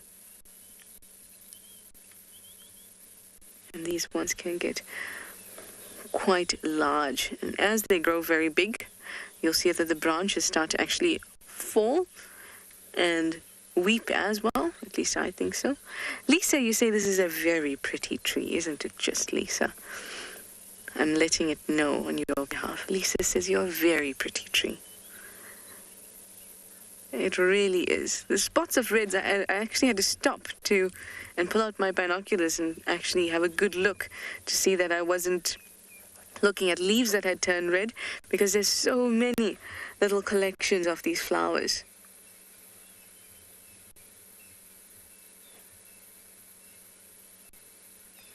Lots of animals enjoy these flowers too, for obvious reasons. Nice sweet nectar.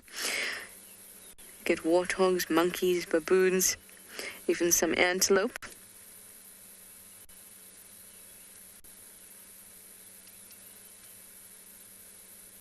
Hello, starling. Enjoying yourself there?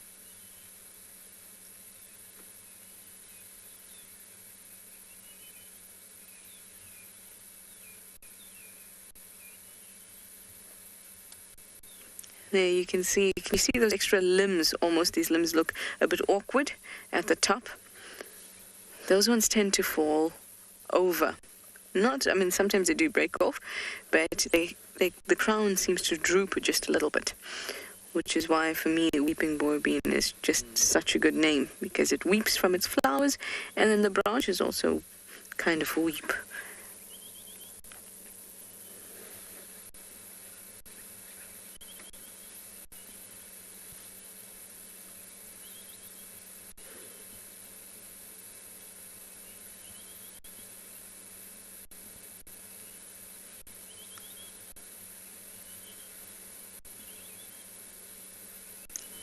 Just beautiful. Signs of spring have arrived. It's warm. I'm just very, very happy. Remember, guys, this is happening live. This is your safari, so you can use the hashtag Wild Earth, the hashtag CGT and Wild, the YouTube chat stream, whatever you like, where we can get to you. Please ask us your questions and give us your comments. And we'll be so happy to have a conversation with you guys. Now, I think that about half an hour, 45 minutes, we'll be able to go back to Tingana, which would be awesome. And I'm going to start moving in that direction, just in case he gets on the move. Yepsy, you'd like to know, giraffe enjoy these flowers. They will occasionally take these flowers, but they especially like nopton flowers.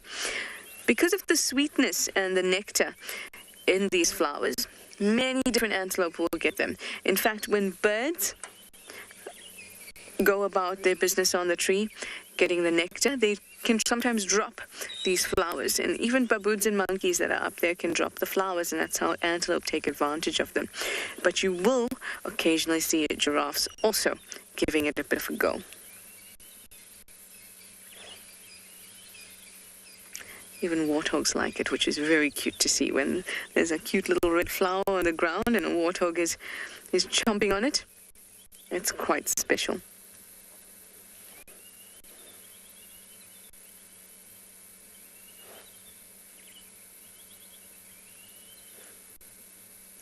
Oh, do we have a little squirrel friend at the bottom there too?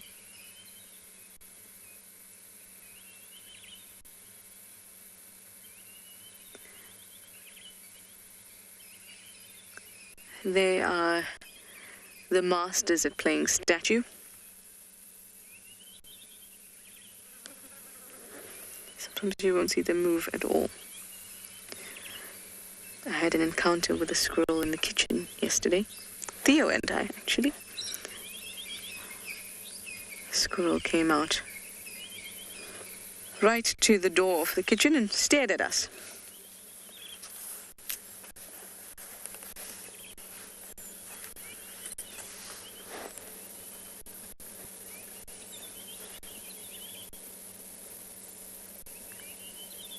So pretty. Well, I'm sure that we're going to see a lot more colors emerging as we move steadily and surely into our warmer and wetter seasons.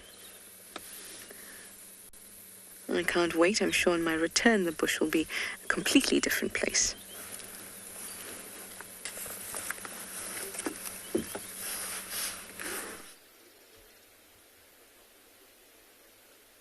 Welcome back to and Beyond Pinde, everyone. We've found a straight line of lions. So they moved a little bit further down this drainage line and into one of these little open clearings. And it looks like Mom is just enjoying a little bit of sun, but these youngsters have already hit the shade. They've been playing and burning a little bit of energy, so I think they're a bit hot. But there's Mom, she's in the sun, and then that young male behind her is in the shade. So it is looking like it's going to be quite a hot day today. And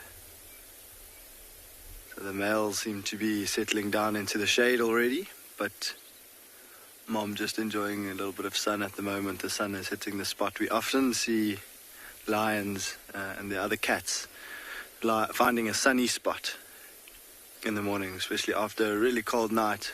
They'll find an open patch with some good sunlight hitting it and just spend a bit of time warming up.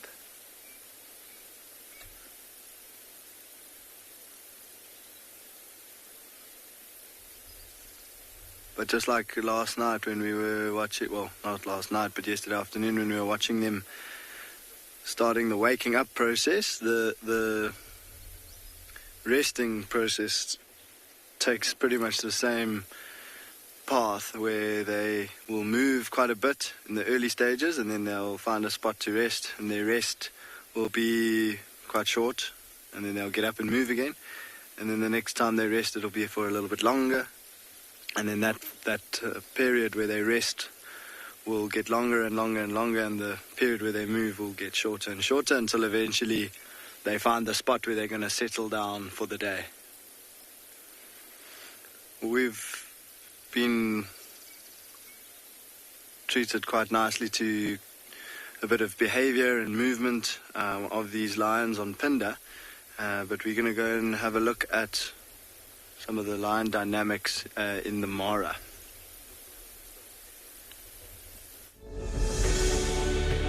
Dawn is a special time to be with the lions of the Mara. The grasses, lions' coats, and sunrise makes 100 shades of gold. Stunning as the scene is, leading up to the migration, prides can suffer a lean few months. But the arrival of the herds brings relief for the hard-working lionesses that support such a pride. hunting is easier. The wildebeest and zebra are plentiful. With full bellies, growing cubs can focus on play, while the bounty of the season is relief for the mothers.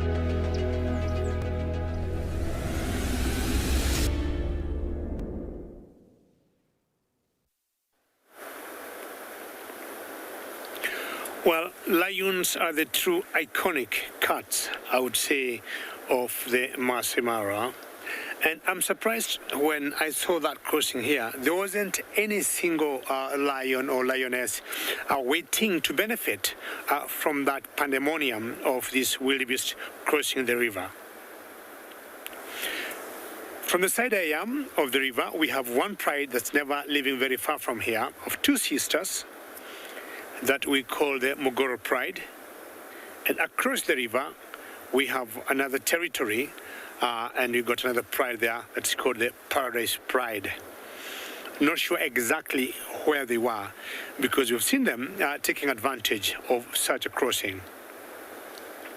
So from the rocks you see there and the trees in the background there, that's one corner of that territory of the Paradise Pride. As the camera was panning towards the right, they occupy that one huge area.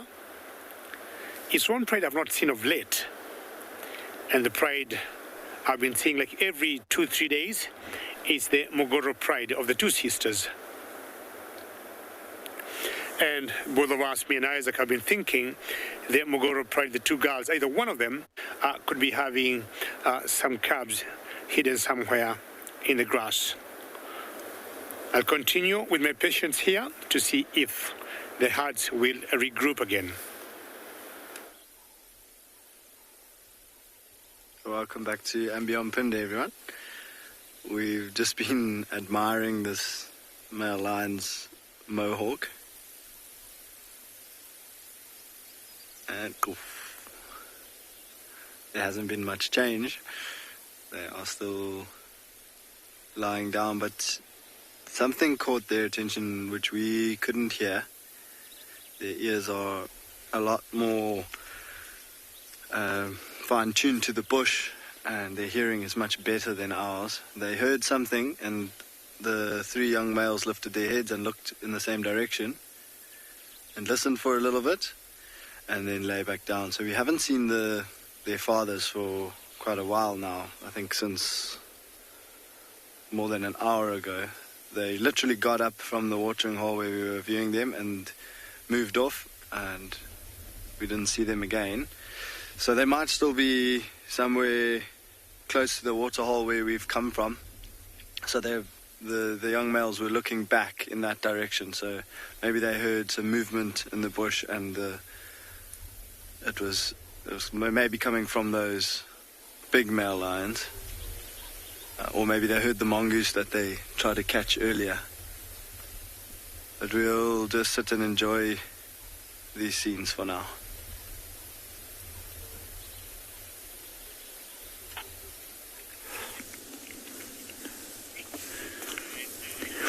So we have been driving around trying to follow up on that hyena that was calling up on this ridge, and we came across a pile of feathers. Not too old, not super fresh, but not old. And it looks like there was a murder that happened here. Something was killed. And we went a bit closer to those feathers to investigate. And we believe this was probably an owl that was caught by something. We're not sure which owl, but I went and collected a few feathers so I could show you a bit closer as to why I think it was an owl. So, the reason why I think it was an owl is, if you look at these feathers over here that I've collected, they are very, very soft, and they've got almost like a furriness to them. I mean, if you have a look really, really closely, you'll notice the edges are all very, very, if I put it a bit closer so you get a nice contrast, the edges of these are all very frayed and very soft, and owls have that so that when they're flying, the sound of the wind passing over their feathers doesn't make a lot of noise. It's very, very soft. And if you look even closer over here, you can notice that it almost looks like they've got fur covering their feathers. It's not rigid and hard like most bird feathers. These are quite furry almost and soft. Could even be a young owl that was maybe taking one of its first flights out of its nest. and got caught by something. But very, very interesting and very well camouflaged as well. So now I'm sure you know a little bit about owls and how they are very, very good at having silent flight, because of course when they're catching their prey, what they're doing most of the time is they're using their sense of hearing to pinpoint where something is crawling around in the grass, and their eyesight if possible, if it's not too dark. And then as they fly, they'll leave a branch, and it'll be silent when they fly off the branch. And as they swoop towards the prey, they can actually listen as they're flying without the noise of their wings, so they can keep pinpointing where that prey is. And the prey won't know that they're coming. So there was a very, very good documentary, I can't remember what it was called now, when they filmed, they actually showed a bird, like a dove, like a smallish bird, flying over a candle, and the candle blew out. And then they did an owl flying over it, which is a much larger bird. And when the owl flew over it, the candle barely flickered. And that's just how silent they can fly. They disturb the air an absolute minimum. So this is really, really cool. I'm going to keep hold of these feathers so that I can maybe get a second opinion from a few people to try and figure out what exactly this might be, what owl this could be. Maybe you, the viewers, can also give me a heads up what you think it might be. Ooh. Lucas, birds do grow their feathers back. If they lose them, they can grow back slowly. So what will happen, I used to have I think it was a cockatiel as a pet when I was younger, and it would have feathers that fell out every year, and then these little things that looked like porcupine quills would start growing out of wherever the feathers were missing, and eventually the birds would preen them and scratch them, and they would open up into tiny little feathers that would slowly grow larger. So certainly if this, I mean, you can see there's a chunk of flesh there on the right-hand side of the screen where all the feathers are attached together. So this was a kill. This bird is not going to be growing back any feathers because it's currently sitting inside the belly of whatever predator caught it. But if it was just chased by something and a few feathers got pulled out, not to worry. As long as it wasn't too many, they'll grow back just fine, and it'll continue to be able to fly, no problem at all. Even if it pulled out loads and it couldn't fly anymore, as long as it's able to escape the danger and then go back to its nest or hole in a tree, it'll be able to grow those feathers back, no problem at all, which is great. I mean, I'm super excited that we got to see this. It's not often that we get to see owl feathers like this, because owls are very ferocious predators on their own. So mostly the owls are the ones doing the killing. We've seen many videos of large owls like eagle owls catching eagles that are day active as they sit on their nests at night. So that's pretty awesome. So this might have been an owl earlier in the evening, a young small owl that got caught by a larger one. Who really knows? It's quite a mystery. But in the meantime, whilst we try and figure out what happened with this particular owl and these feathers, what we're going to do is head back to where we thought we heard the hyena and actually go for a bit of a walk there just to investigate if we have a new den site. It will be great if that is the case.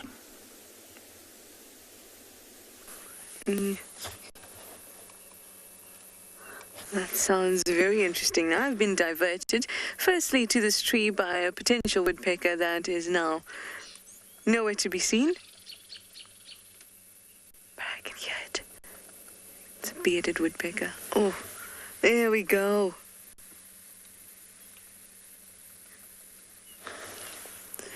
Now I've been distracted down this way because obviously I went to the den and nothing was happening there. And then I saw hyena tracks on the southern fire break heading in an easterly direction. So I wanted to check out that Gwen's old den on Cheetah Junction, this fire break. Just in case, I have seen it before. I have gone to visit it and I haven't seen anything. But I think that we should just go and check it out. Maybe I'll be lucky today.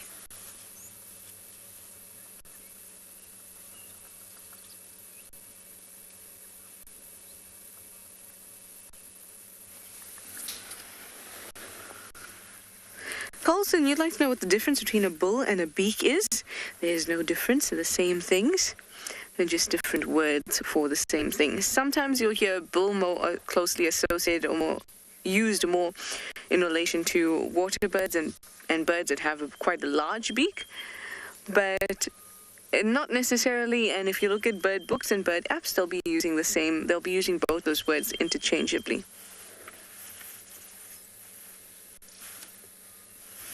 Orange-breasted bushshrike in the background as well. calling. Do, do, do, do, do.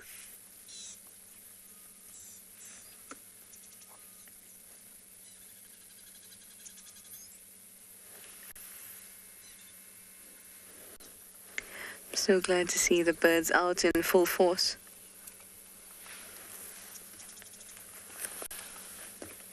Melody, you'd like to know if we have great horned owls here. No, we don't. The owls that we get in this area, mostly the African scops owl, the rose eagle owl, the spotted eagle owl, sudden white-faced owl, and then our two owlets, pearl-spotted owlet and African barred owlet.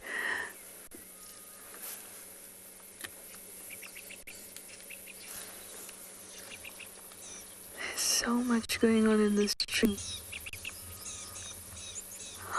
Okay, there's an orange-breasted bushshrike. Oh, it's just flown away. It's just our luck. Hang on. Let me have my eye on it again. I'm going to creep forward because I'm a creep. Also because I really like that song. You see it there in the branch down there, Theo? Really gorgeous. Where did you go? Well, you can hear it calling.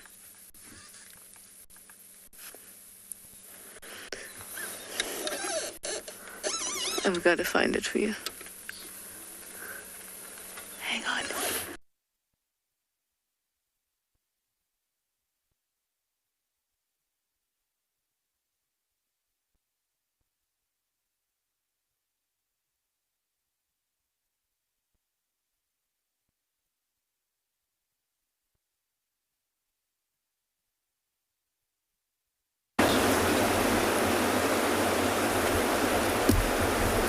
Well, apologies, ladies and gentlemen.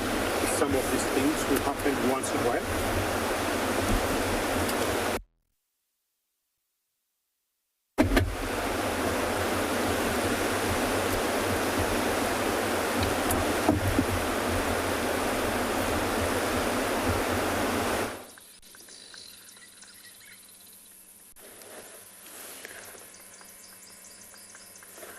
Sorry about that, guys. But we're still here at this tree.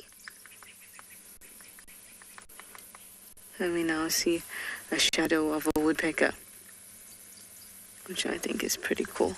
I've been looking for the orange-breasted bushshrike that I could hear and that I saw, but unable to show you.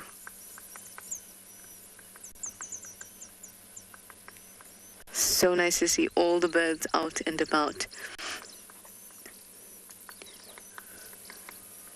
Really want to get you this orange-breasted bushshrike, but I can't seem to see it anymore.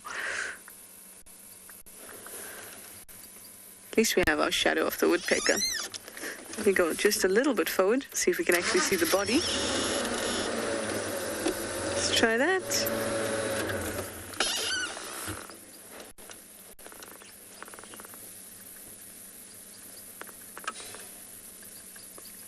Still a shadow. Is it there? Is it even really there?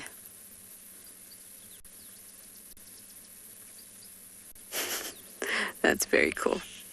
There it is.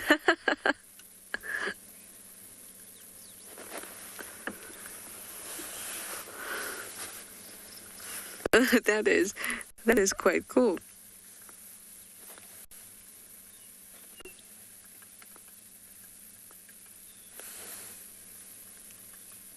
And you can actually have a really nice look at the facial markings of the bearded woodpeckers. Obviously, like I said before, when we first saw it earlier in drive, this is a male. You can tell by the red crown. And you can see that the facial markings, that black and white, is really obvious. And on their forehead, their forecrown, is a polka dot. It's very, very pretty. Black with white spots.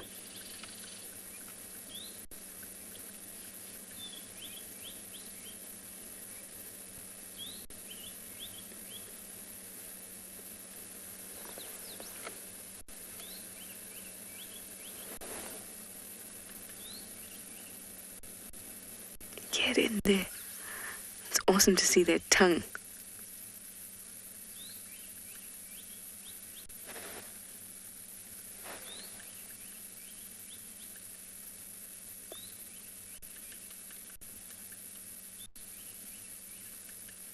Looks like hard work, doesn't it? Did you get something there? Oh no, just some bark on him.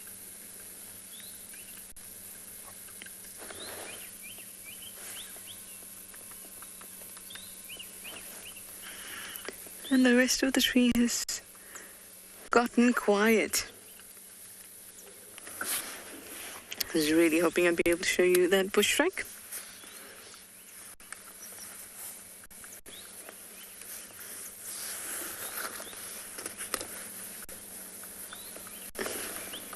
Horse lover, you say this one is your favorite woodpecker of them all. And with that comment, the woodpecker has become shy, horse lover. How about after break update? Well, they are absolutely stunning. Really stunning birds. Like I said, they're the biggest ones we get around here, so you can see the features really nicely, and that's why they're a good example. And I like to stop whenever I see them.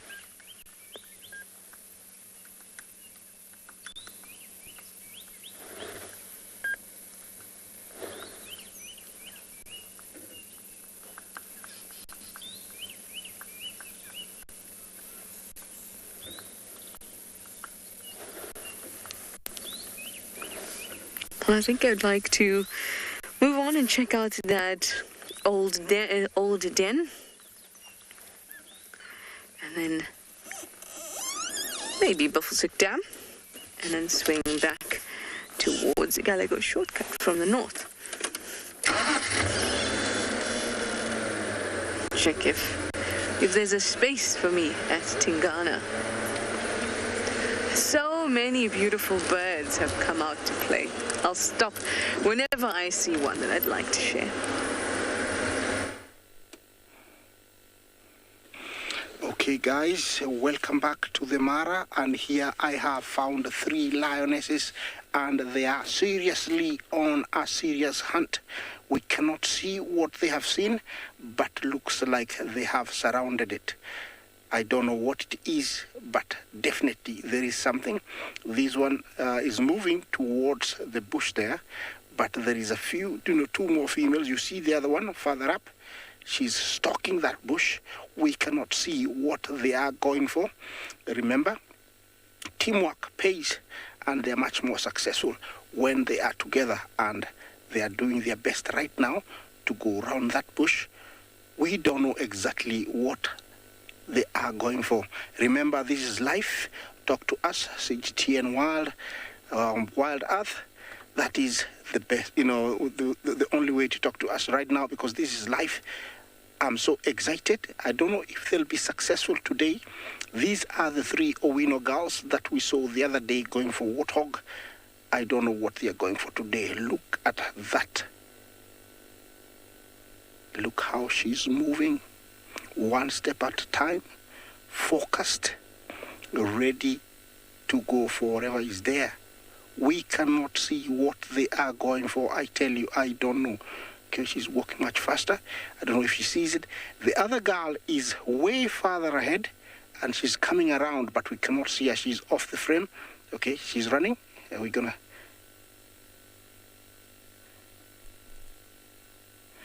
Past it. They missed it again. Yeah, it was a warthog. They didn't manage. It was a warthog. It's amazing that, they could see it, but we could not see it. How they picked it up, I don't know. But that was really, really cool. She's still going. I don't know if she thinks that it might stop. But that was really, really cool to see. Yeah, we couldn't see the warthog from where I was. And they were really, really serious on it. But they didn't manage. They're very hungry now.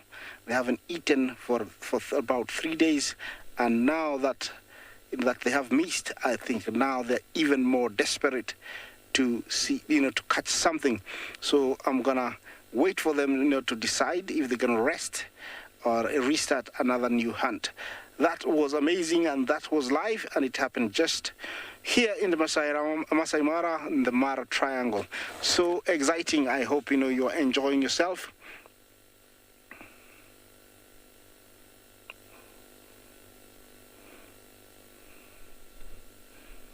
Teaser, you ask if this pride is known to hunt warthogs regularly.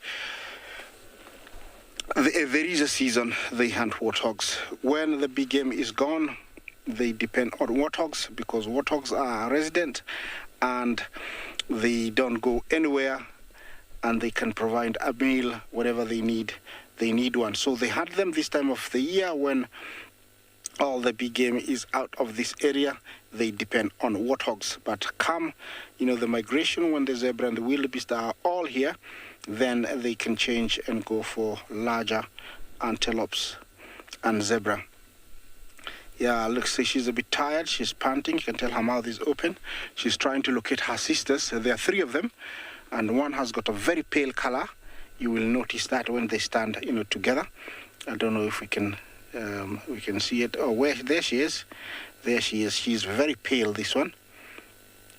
I think they're trying to locate each other. I think they're doing a mistake every time they go for warthogs. They get too excited and start chasing before they really close in. And the warthogs is so nimble and fast. And so they sprint out of their sight really fast.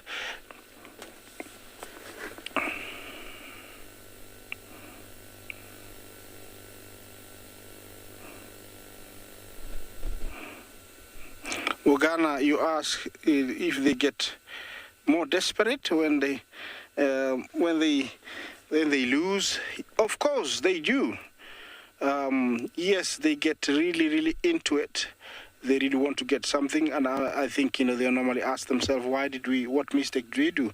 And I think they rectify it and try to get a meal as soon as possible. So they do really get desperate the moment they miss a hunt.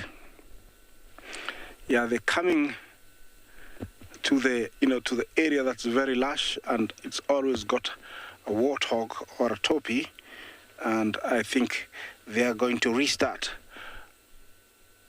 and try once more. Here she comes. She's coming towards us. And they're coming towards an area that's full of warthogs. You cannot stop somewhere high and look down and not see a warthog. Yeah, they haven't eaten since I last saw them 3 days ago.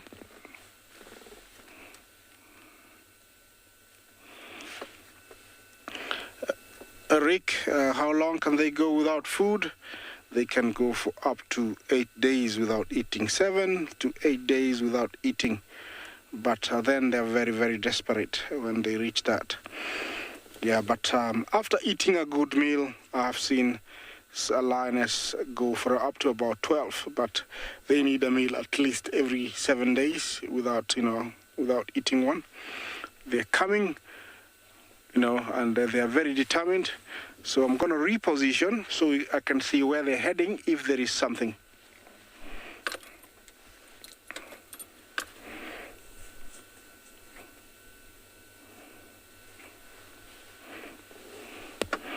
Is she gonna go around? Yes, she's going around that bush.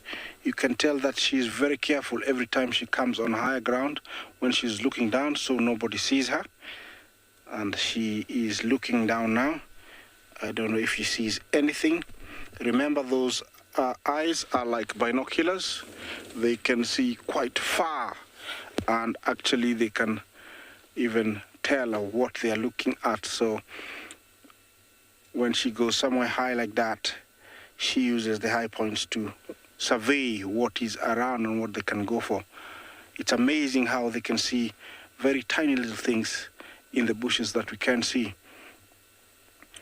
From where she is, I'm sure she's going to spot something. See what, the expression in their faces. Eyes wide, ears, pushed forwards. It's like, they're really desperate. They need a meal either today or now. Yeah, that's a sister. That's a sister heading away on the opposite side. That is very pale. Yeah, I know her. Now I know her now. She's very pale.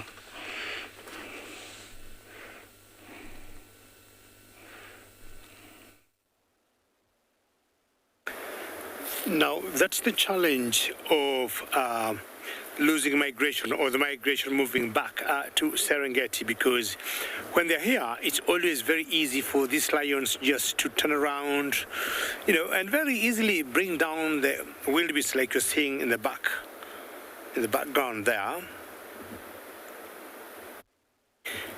But once they're all gone, they're left with small little bits of animals or the choice of prey is limited, and they're left trying animals like warthogs, sometimes hedgehogs, sometimes pangolins, and then moving to bigger animals.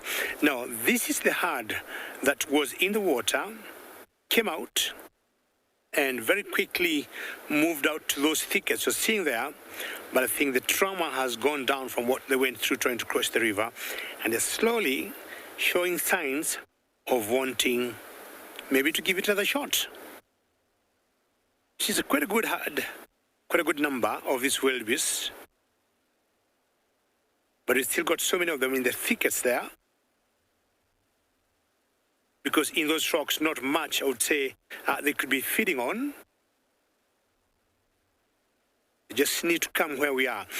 Migration, basically, we think, two reasons make them move. Number one, breeding, and number two, feeding. And since they have been here, end of July or early August, I would say they have exhausted most of the grass, as you can see there. And mainly, they have to cross this river because that's the direction that will take them to Serengeti National Park to the south, before the females, who are all pregnant by now, will start dropping their calves in the month of February next year. The hippos are still stuck in the water. They haven't come out. A few crocs too. Just 2 crocs or 3. And you notice how they coexist peacefully with the hippos. The hippos having their eyes and nostrils and the ears above their heads. That way they're able to see what's happening out there. Then go down.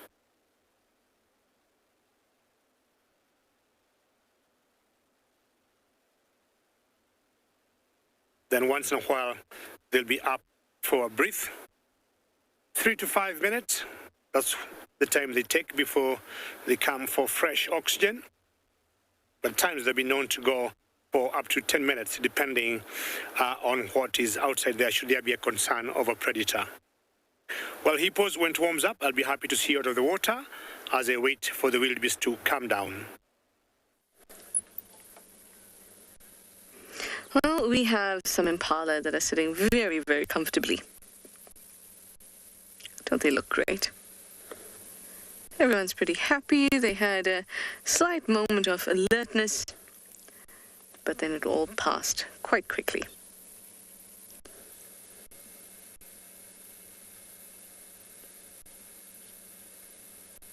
Look at that. Having a good time, I'd say. There's one zebra that's been hanging around with these impala that has now moved away.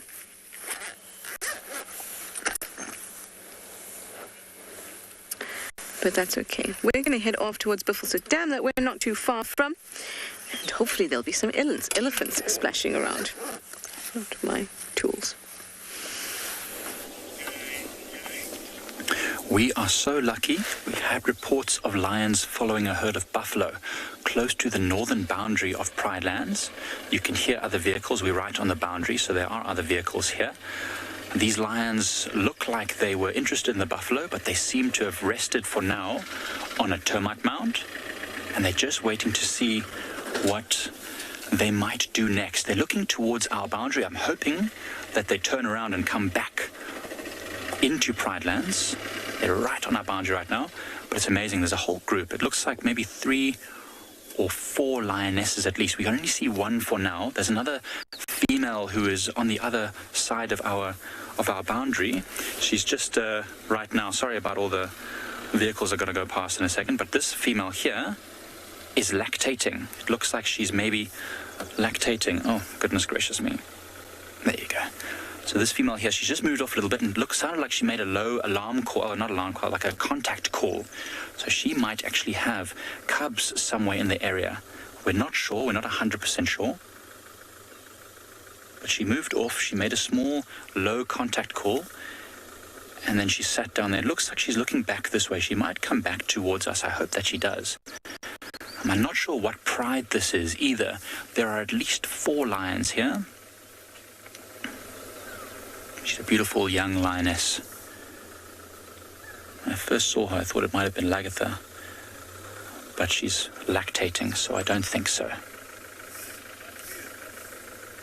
Absolutely wonderful to see. Oh, what did she see? Oh, there's something maybe moving in the drainage line. You see how her ears perked up there for a moment. I wonder what's going on down there. We know there's a whole herd of buffalo, and they've been following them, but I don't know if there's any male lions in the group. We haven't been able to see them super clearly. So it might be that if there are no male lions here yet, they might not want to attempt attacking that herd of buffalo, because we know how well they can defend themselves. How awesome is this? So the other lioness is still just sitting right there on that termite mound. It's a wonderful spot to be. It was very cold this morning, very chilly, but now it's starting to warm up, and she's taking full advantage. We've taken full advantage, or she is taking full advantage of this sunlight on this nice sunny winter or late winter morning. And also just listening around. You see how she's very focused, very intent on whatever it might be around here. The other 2 lionesses we saw just before we saw these 2 that we've been with now were walking around where the buffaloes were. So we're just waiting to hear some sign or sound of if those other lions are going to attempt to hunt and whether these 2 will go and join them. This is so great. I think we found our spot for the rest of the morning.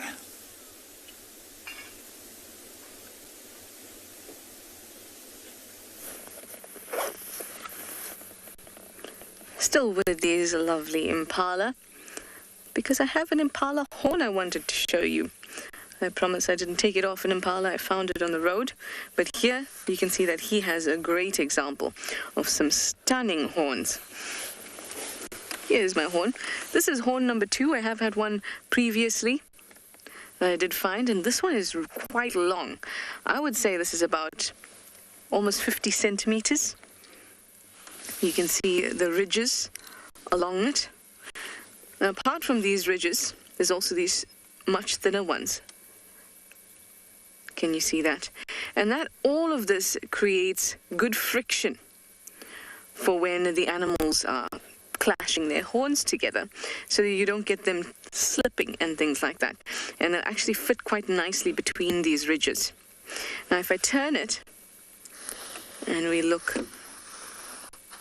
inside of it, you can see it's actually come clean off. It's come clean off my dash. That's what's happened. It's live, everyone, live. I can't set these things up. You get to be here when all these things happen. So you see it's come kind of clean off. So the head of the impala and any other animal that produces horns, antelopes, they have a little bud where growth begins. And this would have been attached to the bud. Actually, that side, you can see it's quite rounded. And it's actually broken clean off, which is quite interesting. I wonder if this is actually from a carcass that something had a go at, as opposed to just falling off a skull. And if you look in here, there's these pockets. This is all bone around these pockets. They're very hard. These little pockets are actually an extension of the sinus of the animal. And a sinus is just blood-filled cavities, essentially. And that extends quite up to the horn. I haven't dissected a horn, as you can imagine. It's very, very difficult. But I have seen it extend quite far up, at least about maybe 10 to 15 centimeters up. For whether it extends further, I'm not sure. Here you have the keratinized outer sheath. There we go. It's basically dead keratin or dried up keratin. And in here, if we look in there, there's the keratin that would have been more active and a little softer and actually a bit more kind of cartilage-like or collagen-like. And along there and against that, this bone, because this is a central bone, along this bone you'd see little blood vessels, tiny little ones.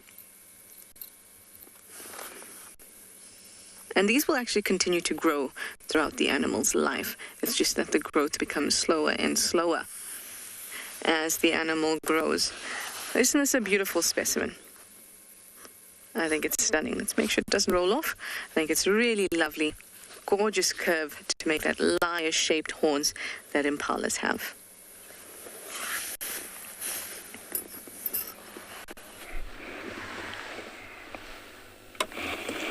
Welcome back, guys, but I cannot speak loudly because the lions are on the hunt once again.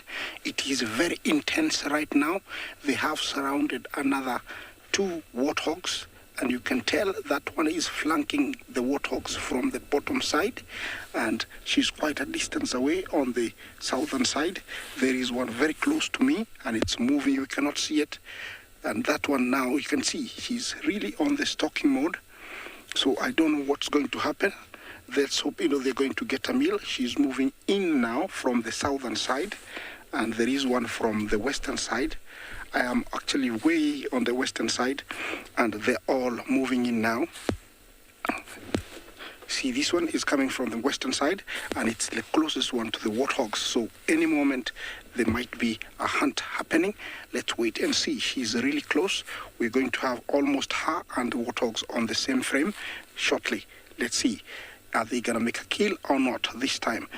This is live. It's happening now in the Masai Mara. So exciting. You cannot believe this. I cannot be louder than what I am, but it is very tense.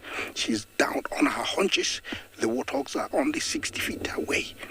One is very oblivious of her, and both of them, they're not even aware that she's around. And there's another lioness further down. Yeah, is she gonna move again? She's down on her haunches, ready to pounce any moment. I cannot speak louder than this, because if I do that, I will attract the attention of the warthogs, and while looking at me, they might look around and see the lioness. I hope you're enjoying this. Any moment, we might see a hunt. This is another ultimate experience. The warthog might have heard me. That's why I was trying to speak quiet. They are very smart warthogs, and they are very curious. She might wonder why I'm talking, why I'm here, and might take off.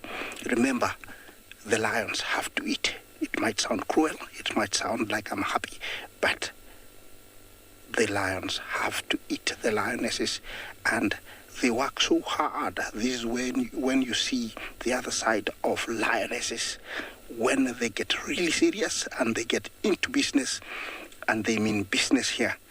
They are born to kill. This is a true predator, and it's at its work, at its best. Look at the focus. I'm so excited. I don't know what's happening. Is the other lioness? Yes, she's coming from the southern side. Look at that. This is pure coordination and teamwork. Now, this one is coming from the southern side. I don't know if they're going to make it or not, but let's wait and see. I'll just let the camera do its work and see what's going to happen.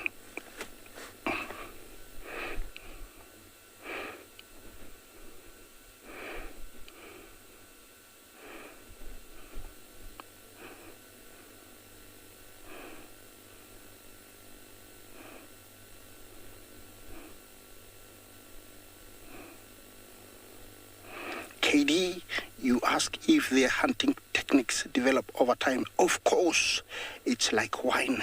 Tastes better, as it is. The lionesses perfect their hunting skills as they age. Here, all three are very experienced, and what teamwork they've played here is unbelievable. There is one on the southern side, one on the northern side, and one on the western side. So they actually have formed a sort of a mini triangle. Anytime they might pounce, I don't know, you see the other one is moving in now, the pale one is moving in now from the other side. So they have pinned the warthogs in the middle, and each one of them has got a chance because there's too much cover around here of the bushes. So they're actually on the upper side on this one. But who am I to say anything? Let's wait and see. I'm watching from my tiny little screen in the screen, so I cannot see in real life what is happening there. I'm telling you, depending on what James is pointing, but everything seems to be in position now. Let's wait and see. Any moment it can happen. These warthogs, you can tell they have relaxed, and this is sometimes what I really like because I'm not interfering at all. They're doing their own thing. We're using our nice zoom. Yeah, we're using our zoom to, show you this so we don't interfere at all. Look at the concentration. If you were human and stayed in that position for very long, you'd get muscle pulls. But they are built for this. Look, she's on her haunches, on her belly. She's just looking at the other lioness on the southern side to see if it's getting closer. I cannot see it, but now she's moving in. Look at this, guys. Okay, any moment it might happen. Remember, it's not guaranteed. The success rate is not as high as other predators like hyena and wild dog. It's only about 6 to 7 for every 10 trials. So, but they really desperately need a meal today because they have gone for about maybe 5 days since I started following them. Yeah, is she moving? Now, I don't know if it's going to happen or not. It looks like the warthogs are moving away. They are moving away. They have the sixth sense. They know, they are moving away from the lionesses, so it's still not guaranteed. But let's wait and see. That one is listening. It's watching. They're very smart warthogs, and it might be looking at the vehicle, trying to see if there's something behind the vehicle. I don't know if there's any other lioness closer.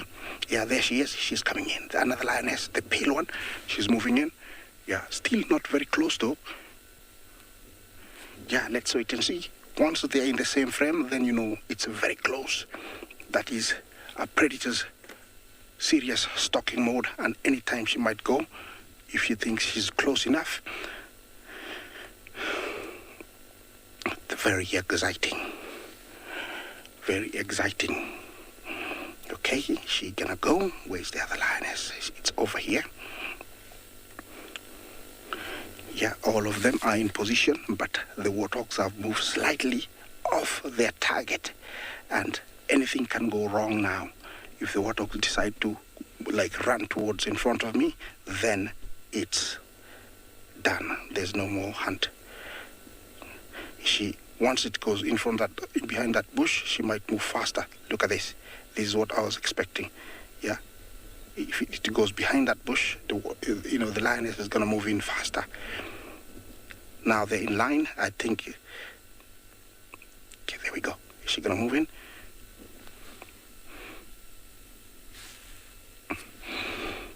Hey guys, I hope you're enjoying this. I'm enjoying it too. I'm almost hoping that they get it, but if they don't get it, they are lions. They're meant to struggle a little bit.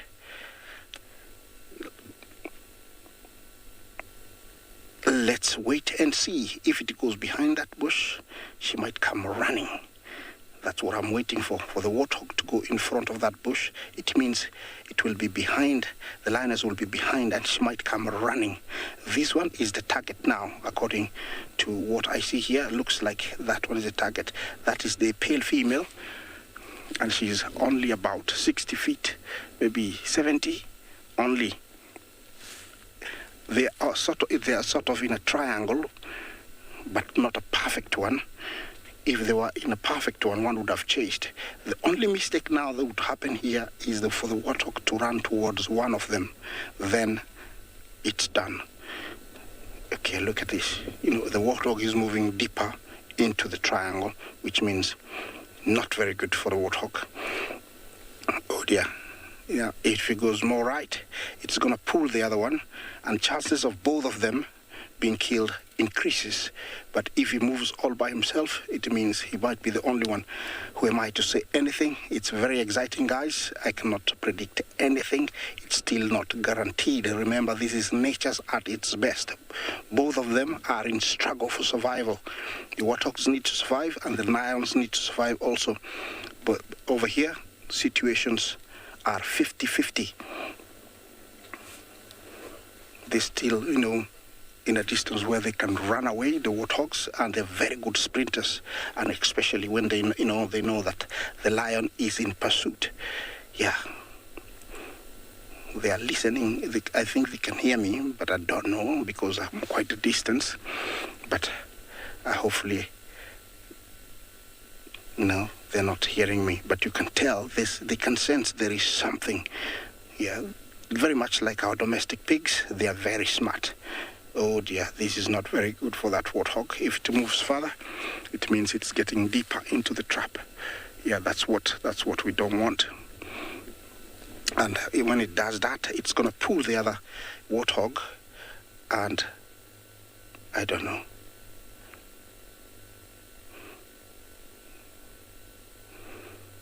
I hope you all enjoying this. This is lions hunting in the African wilderness, the Mara Triangle, Masai Mara. You're watching this on hashtag, talk to us on hashtag CGTN Wild, hashtag Wild Earth. We're bringing you this is live. It's happening now here in the Masai Mara.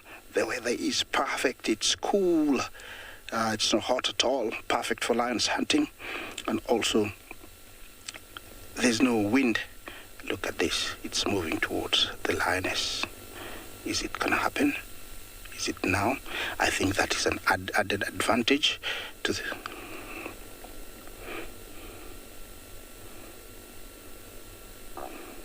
Francis, thank you for your question. Can the warthog not smell the lions? I don't think there is enough wind. And also, it's quite low here, so the wind is not flowing, it's not blowing as fast.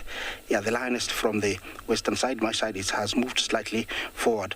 But if the warthogs were downwind, then they would smell they would smell the lions. But at the moment, there's no strong wind. They have very good sense of smell, the warthogs, but they are not in position to smell because they are downwind. The lionesses have got advantage. She's moving in faster now, you can tell, because the warthog is behind that bush in front. Yeah, she's moving much faster now. All of them are moving much faster. Okay, down. It's very normal for them to do that every time they think they've been... Oh dear, bastard once more. They missed it. Yeah. Yeah, it happened once more. Yeah. They didn't make the right choice. They came in too fast, and the warthog outsmarted them and just ran in between them. Yes, that's what's happened. Like I told you, it can be 50-50. It's never guaranteed. Everybody here is on the race for survival. I hope you enjoyed that. That was hunting at its best. But the lionesses still have to, find a meal, and I'm sure... Yeah, they will try once more. You can tell already she's started on another stalking. I don't know what she's seen, but she has started stalking. What has she seen? I don't know what she's seen. I don't know what she's seen, but already you can tell the lioness there in the middle, sorry, that one there in front, has started stalking something already. Yeah, this is how quickly, they can get back into hunting mode, and how, desperate they are. I don't think they're going to get the same warthogs again, because I don't think they're going to stay around here. They know they are on the top of the menu, so you have to leave the area, the warthogs. That was amazing, guys. I hope you enjoyed that.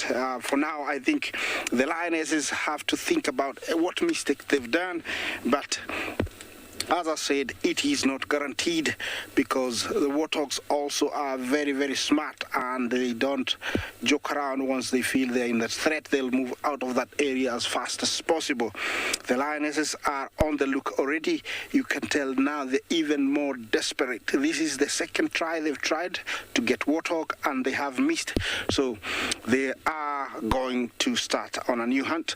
I think what they're going to do is they are going to find a high ground and then pinpoint what they are going to go for.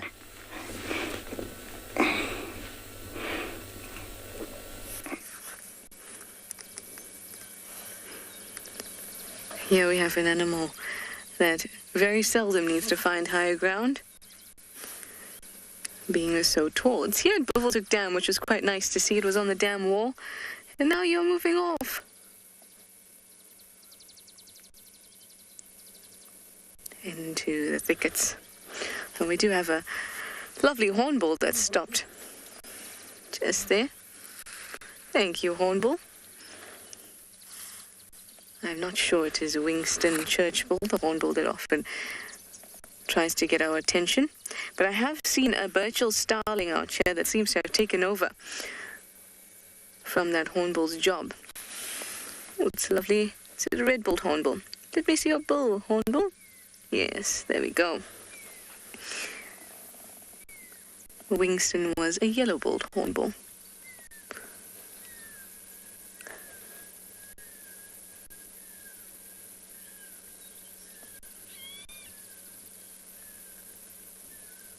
So beautifully peaceful here at Buffelshoek Dam at the moment.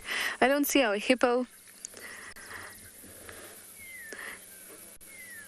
but nothing else to report. I'm going to go check up on Tingana. 2, 1. So we are watching the last of the 5. It was 5 lionesses in the end, just stalking off into the north of Pride Lands, away from us. But what a gorgeous scene. All 5 of the lionesses looking lean and hungry. Great condition, though. She's so strong, and so we were commenting on how clean she looks. She's heading off to see what else there is around here. They were stalking a herd of buffalo, but the buffaloes proved to be a little bit too formidable. So they're just heading off now to see what else there is. I'm sure they'll be back. The buffaloes have settled at the waterhole. But what a nice morning. A wonderful way to spend the morning, finding a pride lions. I'm sure they'll be back. There's water here. They're just going to go and rest away from the buffaloes so that they can regroup and then maybe try again once it gets darker. Gorgeous.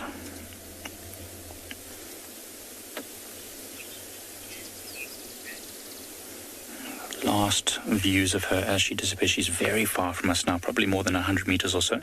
It's amazing that we can still see, and there she blends. You can just see her ears moving behind the quarries, but I think that's the last we'll see of her until this evening.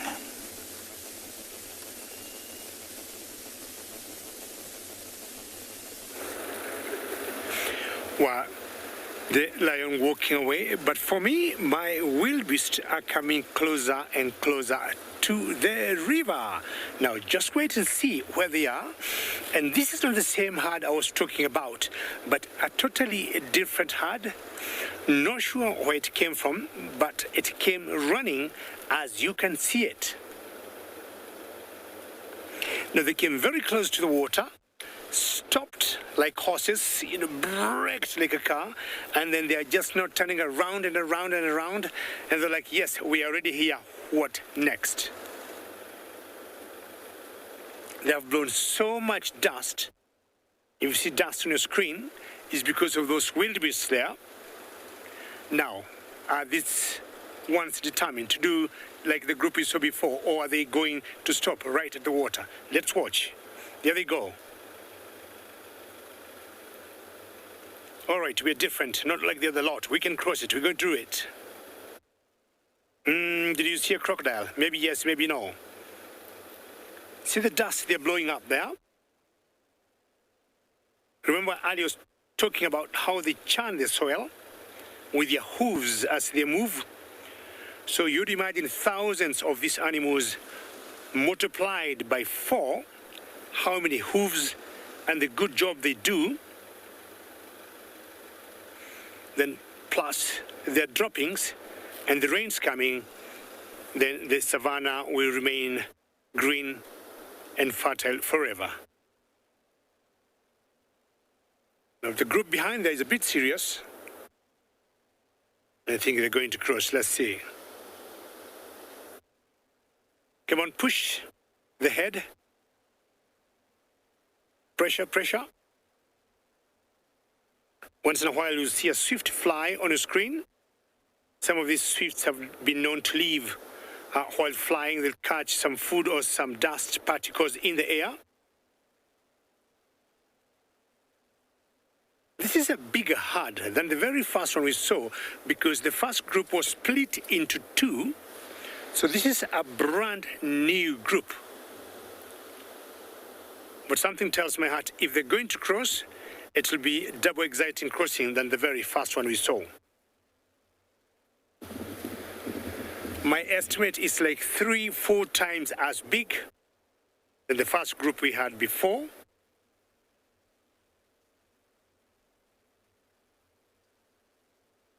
The very final decision made to cross is the trickiest for these animals. I'm sure many of them have been here before because most of them are adults. And for me, I would think they remember very well what transpired to the previous crossings. Predators, either lions in the thickets like where you see next to them, or leopards, or the reptiles in the water. It could be anything. Hyenas, maybe once in a while.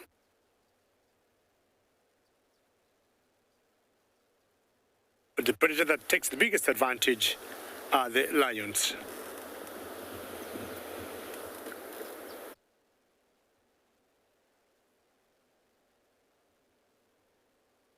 Still flicking the tails, thinking maybe we are here, what next? And remember, ladies and gentlemen, we are coming to you live from the Masai Mara, and should you have any comments or questions, you're welcome to send. Tweeting to us, hashtag CGTNWorld or hashtag WorldEarth.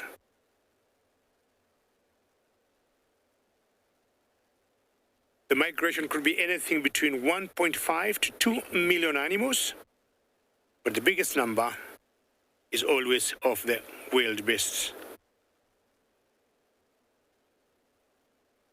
Not all of them will always make the cycle, which is always between the Masai Mara Game Reserve and the Serengeti National Park in Tanzania. And I think that's a population check, naturally.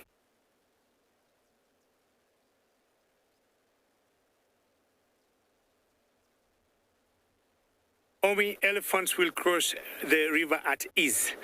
Unlike the wildebeest, they'll come either have a drink using their trunks, scooping the water into their mouth, and once they're satisfied, they'll get in the water, maybe have a little swim, and then just cross majestically with no rush. And I've never seen them having any concern, including their calves as they cross the water. If anything, sometimes should crocs want to try and catch one of their calves, the cows or the mothers are always very careful. But yes, they do cross the river too.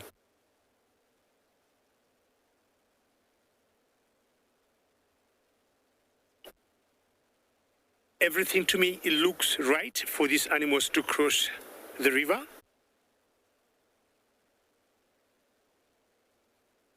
They look in good shape, health-wise. Physically, they look fine. The temperatures are what I've always known that are favorable for them to cross the water or the river. And we also got loads of other people, just like us, coming to witness this spectacle.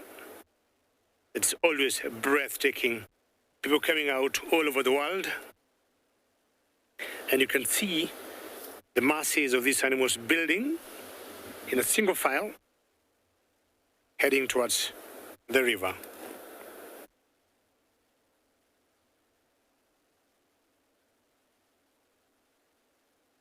See them on the horizon there. And the destination is always one. Zebras, wildebeest, toppies. Once in a while, we see another species that's called the eland. We haven't seen any for the last few days. And the Thompson gazelles. And they tend to tag along with the migration.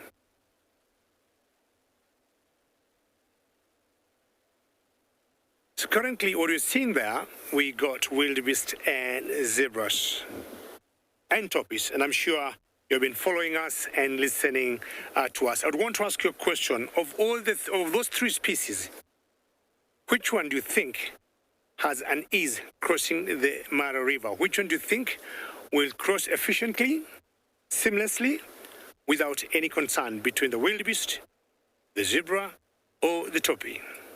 Hashtag CGTN Wild or hashtag Wild Earth.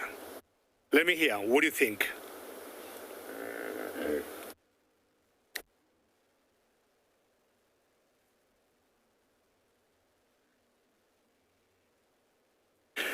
Anna Marie, big cats will always cross the river, and we are talking of leopards, lions, and actually even cheetahs. Leopards may be in the water, of course, for feeding, they'll come fishing. Lions may want to cross the river should they see, for example, prey on the other side of the water, as much as they're very territorial. And cheetahs, should they need to, they'll always cross. But of the three cats, leopards, lions, and cheetahs don't do it very well. And I remember there is one very famous cheetah in this area, or the other side of the river, that we call Malaika, who we think could have lost one or two cubs while trying to cross this very same river, Anna Marie. I'm sure you've been following us for a long time. You know the story.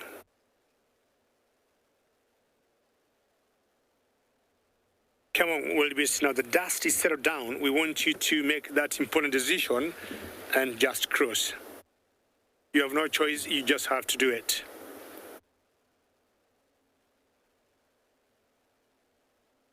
Which is a massive number compared to the herd we had before. But I'm looking like we have more wildebeest than anything else. And this is the joy or the highlight of the migration, as I keep waiting right here.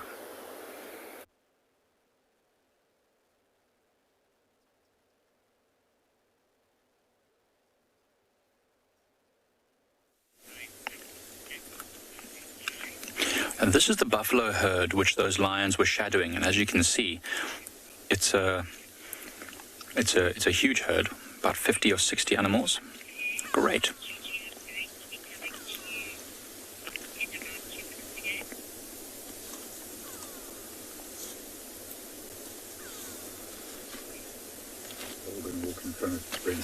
Yeah, we'll have to just change our position.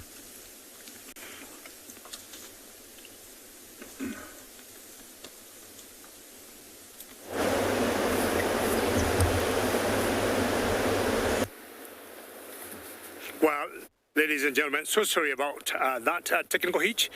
Once in a while, we'll get those issues, but our tech teams always fix them very quickly. So the numbers of these wildebeest are growing and getting close to the river. Now, in the water that you're seeing there where the rapids are, you'll be surprised there could be so many crocodiles. And definitely most of them will be waiting for these animals to cross and then do what, like we saw earlier, take a chance and catch any of the small ones or any that will struggle to cross the river Now, this is the end. This is where I expect them to come through once they cross. Now, you'll see 2 crocs there, or maybe 3. Now, once outside or once on the bank, chances of them catching wildebeest are quite low. They do a better job when in the water because they can float, they can swim, and swim around once they catch their prey.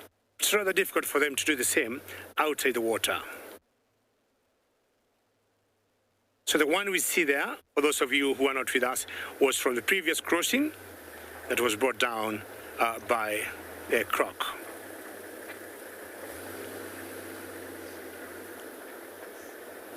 They're basically out there basking and getting lots of vitamin D, which may help them with their digestion later tonight.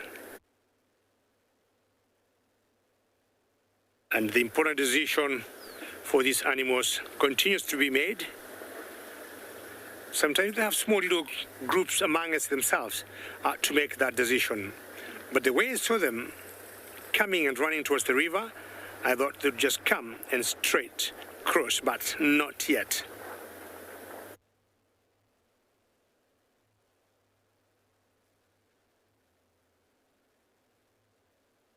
Beautiful sun now. Temperatures have gone up. And the whole idea, again, as I said, is just to be very patient.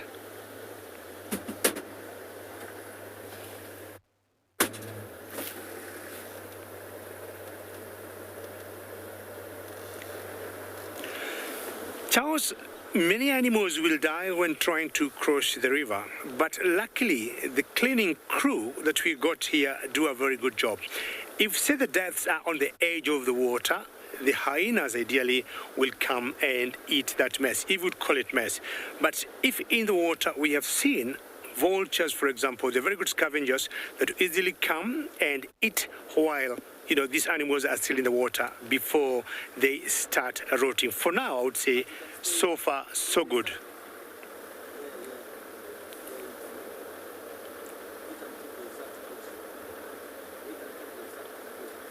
I've always said the scavengers in the Mara, to me, are the most important animals of all the animal species we got here.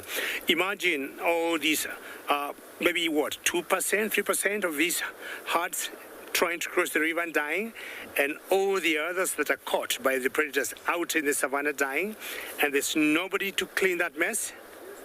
It could be a nightmare.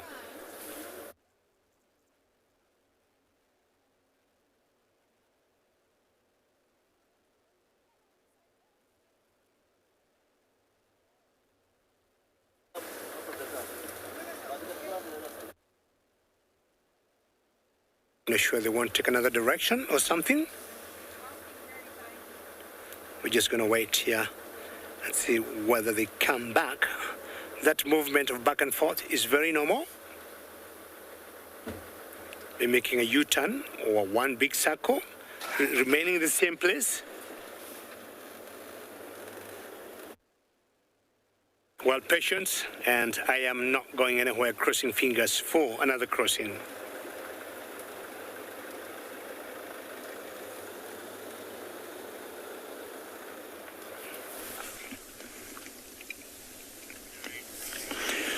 We've also got a herd milling about. We've got buffalo, the larger cousins of the wildebeest. And these buffaloes have left a small waterhole and they're now moving up this slope to try and find any of the palatable green grasses that there might be. They're doing it very slowly though. Remember, there were lions around, and so they're being very, very careful not to move too quickly and end up bumping into more lions, because of course they probably don't know where these lions have gone. So they're doing it really slowly. You've got the big males that'll be at the front of the group that'll leading the way, and then the females and the youngsters sort of in the middle towards the back, protected by some other big males. As you can see, it's a beautiful view. Some green trees by those water holes, and those buffaloes are making their way up this slope. There's a bit of a game path here, so you can see a lot of animals come back and forth to these water holes, and they use these game paths. I'm expecting the buffaloes to do much the same. Relatively shy, though, in this area for some reason, the buffaloes. perhaps because these buffaloes have moved into pride lands from areas which didn't have too much vehicle activity before. And so although they're pretty relaxed with us, sometimes, especially after a little bit of lion interaction, they'll be a little bit shy. You can see those formidable horns.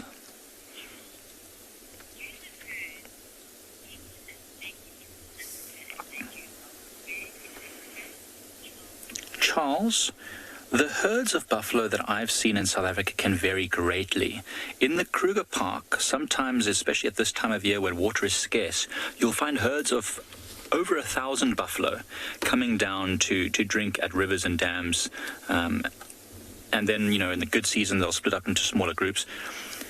And certainly in other parts of Africa, you'll find many thousands of buffaloes in big herds moving along the plains. Think about the northern areas of Mozambique and the banks of the Zambezi River and the Kariba Dam in Zimbabwe. But here, generally, this is about a normal-sized herd, 50 to 60 animals moving around, and then, rarely getting much larger if there's good food and water in the area. But Charles, this is, I would say, about average for most of the private game reserves and the areas of the Greater Kruger National Park, splitting up into smaller groups like this. It sort of goes in waves. When food is good, they might split up, and then as food starts to become less available, they'll join up because, of course, they all need to feed on the same areas.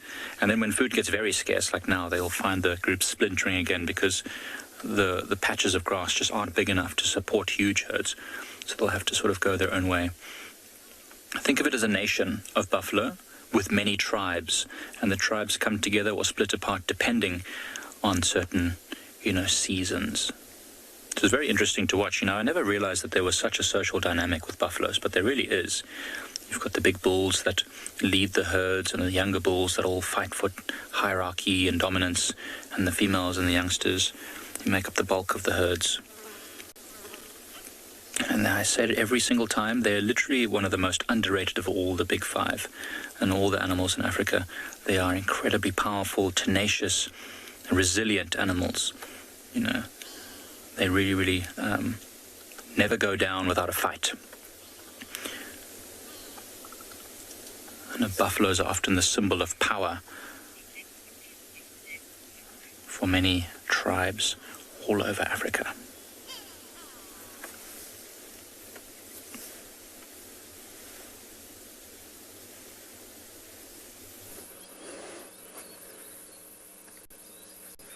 And here is another symbol of power. The leopard. Elusive, powerful, and it is Tingana. Now, leopards are, like I said, very powerful. They can hoist kills that are more than half their body weight up into trees. And that is, of course, as a result of competition. So you'll find in areas where there are not many hyenas, leopards are less likely to hoist their kills, and they even attempt to make bigger kills than they do in areas like this where there's lots and lots of spotted hyena. I'm so glad he hasn't moved far from where he was, just a little bit. Hopefully that means he sticks around in Djuma for a little bit longer. I have noticed the last time that we had him, I think the last sighting we had of him was in Buffelshoek Dam several weeks ago. And hopefully he will stick around. But there are other leopards that we do see frequently out on game drive, such as Tandy, who is a formidable huntress. And I'd love for you to learn a little bit more about her. Leopards are the more petite of the cat species, but can pack a powerful punch. In the Sabi Sands, Tandy, which means beloved, is the feline queen of the realm. Leopards are solitary creatures, known to be shy and secretive, most of the time hunting alone. A leopard's hunting technique is to either ambush or stalk its prey. They can move animals, sometimes heavier than themselves, almost effortlessly up to the safety of a tree's canopy. However, this can be a bit trickier at times. This keeps their kills from the jaws of hungry and opportunistic hyenas. Tandy is a remarkable example of a successful leopard huntress.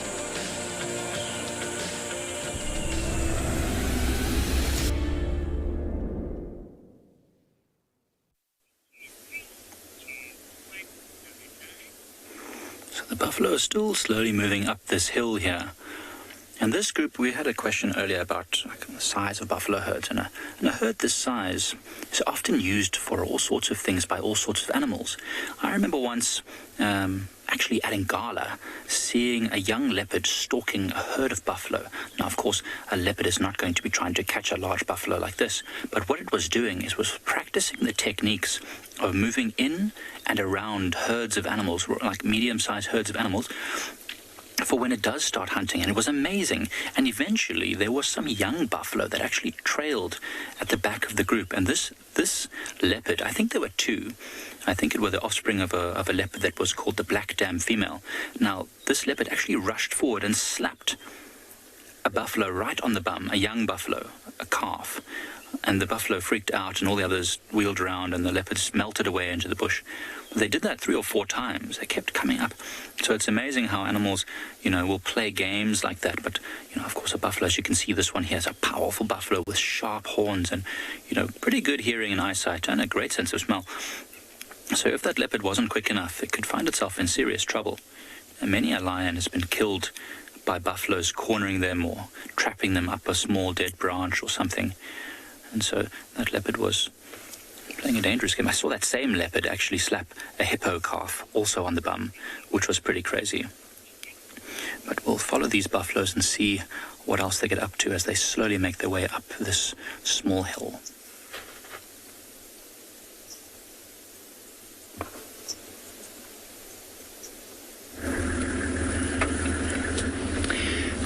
I actually remember that situation that Mike's talking about. Leopards, especially young male leopards, they do crazy things. In fact, we've been tracking leopard all morning, and at one stage we almost thought that we might give up, which is the frustrating thing about tracking leopard. You kind of end up driving the same roads over and over again, and you check all the favorite spots, and sometimes they're just not there. But one of the trackers, they managed to find a carcass in that area where we had the tracks initially, and we suspected it might be that female leopard whose tracks we had. But at the moment she's not there, and we know that she's got a young one or a cub somewhere nearby, and I think she is on her way to go and fetch that cub. The carcass is still quite intact at this point. She's probably just had a little nibble here and there. And we are driving the riverbed to see if we might get lucky and maybe find her on her way there. Liz, how strong is a leopard's bite force? I don't know the exact numbers, but I know it is extremely strong.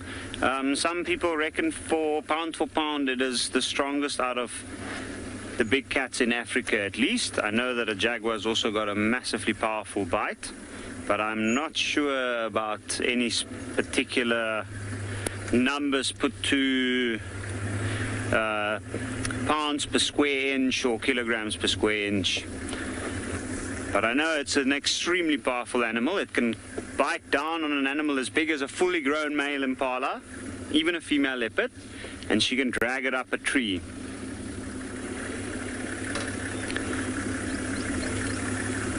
Now we are hoping with a bird of luck we might spot some, well, maybe even her on her way to find the younger one, take it back towards the carcass.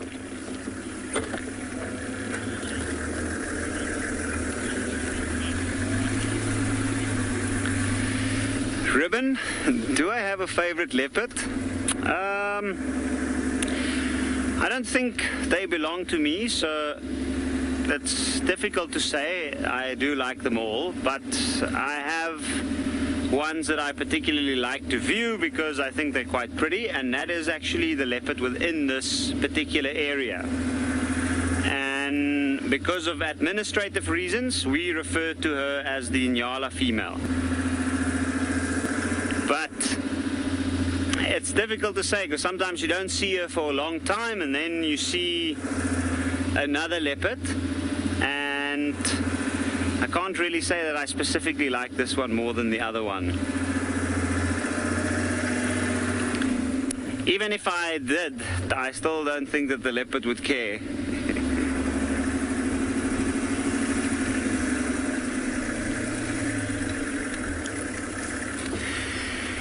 Talking about leopard, there's some fresh leopard tracks here, heading back that side.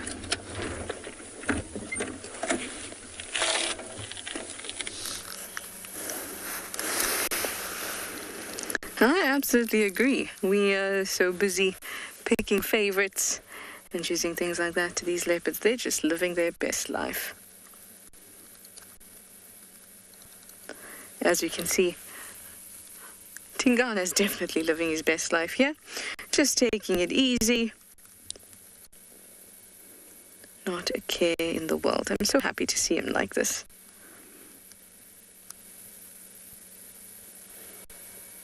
Totally relaxed. We've been so lucky we've gotten to spend so much time with him today. And now we even have him all to ourselves. How nice is that?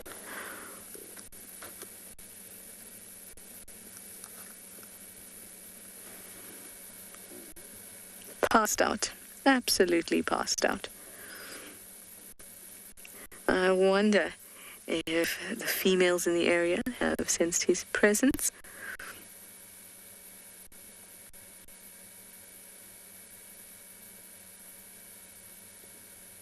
So often we used to see him and Lalamba in the same sighting. And I miss that. I miss that a lot. Half hoping that maybe she'd come along, visit Dad. Tingana is Lalamba's dad, and Tandi is her mother.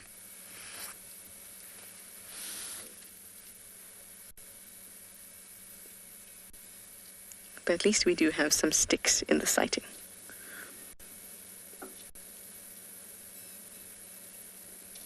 It's really warmed up now, so I really don't think he'll be moving too much. Although the northern boundary is not very far from us. We're about halfway up Galago shortcut. And this is usually where he comes in when he's coming into Djuma from the north.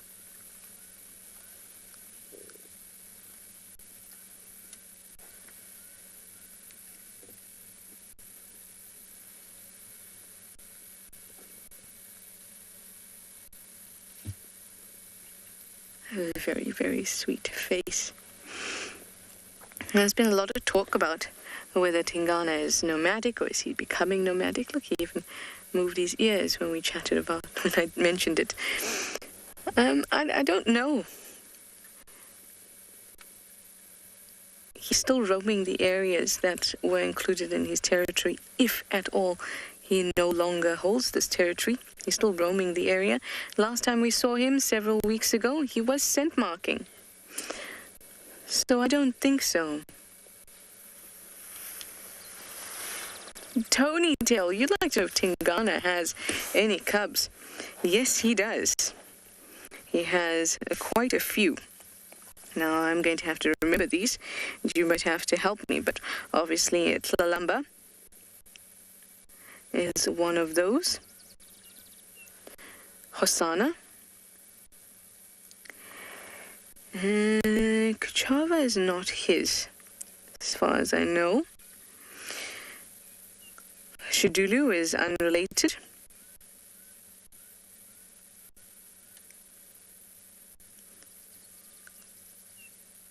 It is possible that Tiani in the west could also be Tingana's offspring. She's obviously no longer a cub.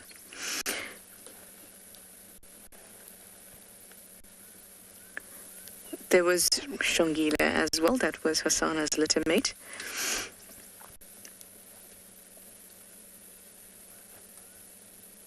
I think that is about it. Sindile, which was Shadow's daughter, could possibly be Tingana. Oh, Tamba as well.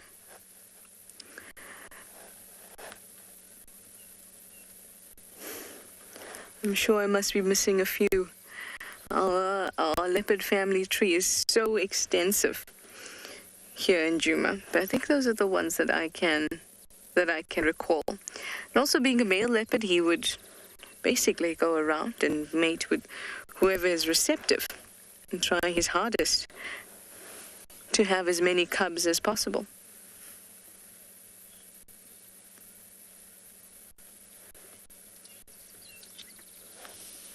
Sage, you'd like to know if the tip of a leopard's nose is sensitive.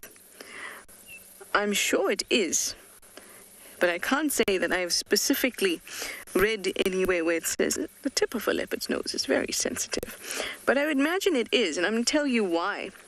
Apart from the fact that the skin that's on the nose would be very similar to your house cat's.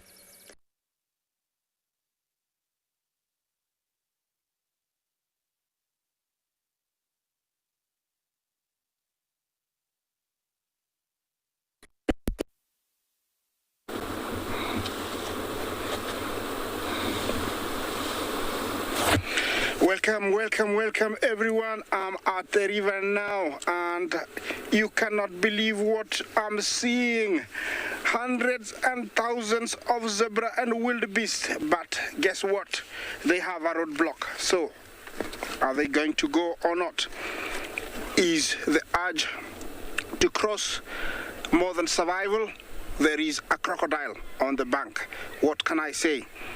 There is a roadblock.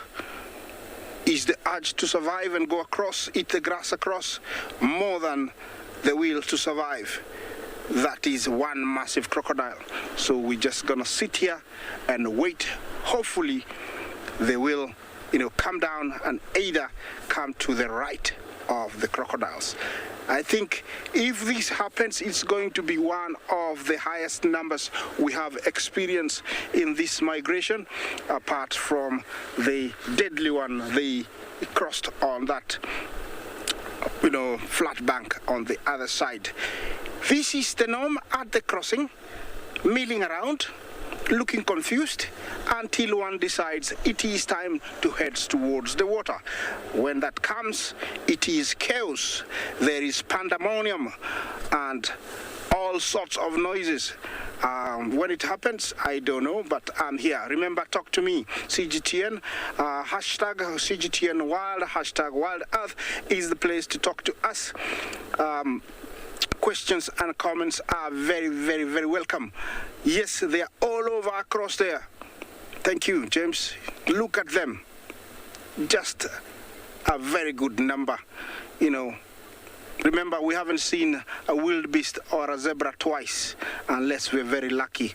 Yesterday I was here, previous day I was here, every day I've been here, and it's always different ones. So there's so many. Look at that. Look at that. Lots of young ones, yearlings that were born earlier this year. They are making their first, migration. They're making their first journey. They're earning experience and miles. Yeah, that could be the hindrance, the crocodile down there. I think that could be the hindrance. But they might think they're smart and then go off behind him and come down. Who am I to decide for them? I'm just gonna sit here, wait, and hopefully they will come down.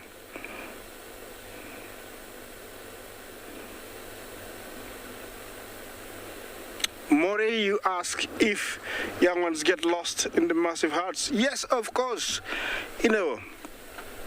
When you're young, sometimes you're not experienced and something diverts your attention. You look somewhere else, or you get chased by a male or a female, and then you lose, one another. You lose your mom, your mom loses a young one. Yes, they do lose one another. And I think it's one of nature's way of winning or separating the bond.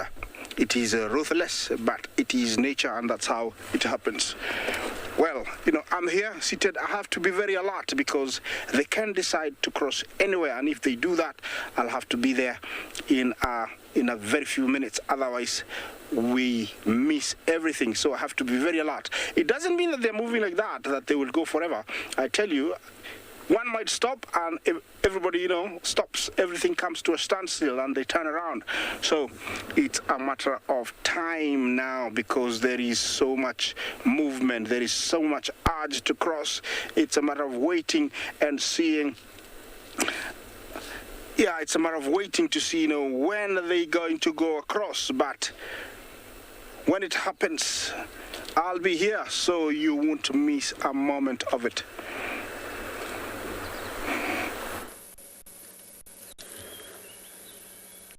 Tingana has picked up his head, which is lovely. Of course, to show us his nose that I was going to tell you about why I thought that it was sensitive. I was going to tell you a story about Tlalamba. I've seen Tlalamba around a termite mound when there were lots of frogs about, and then she nosed one of the frogs. Well, first she was very curious and she was following it and sniffing it and things like that, and then her nose touched the frog. And she had quite a reaction to it. She kind of just pulled back quite suddenly. So I think that it is quite sensitive. But as you can see, they usually have quite a few injuries and scratches around the nose. And that's because this whole front area is where they're eating and where they sometimes may come in contact with bits of the animal that may be sharp, hooves, horns, etc. And I can imagine that getting scratched on the nose must be quite painful. Oh, we've got a bit of action. Grooming himself with his barbed tongue.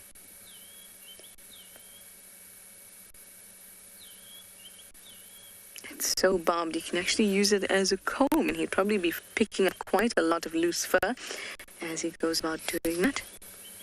Sometimes he'll even use his teeth to kind of bite if he has a bit of an itch.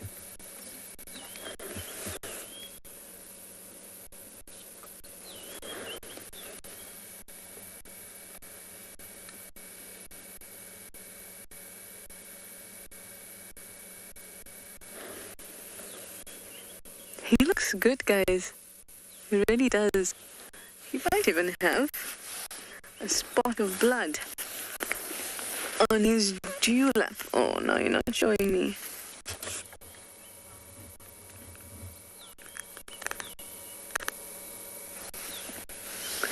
Miso, you would like to know if we can tell the health of an animal by its nose. Not generally in the way that you would for your pets, knowing that a damp nose is a healthy animal, because there's so many things to consider. Out here, the things that you want to look for first are signs of dehydration, which would result in skin that basically looks wrinkly and is kind of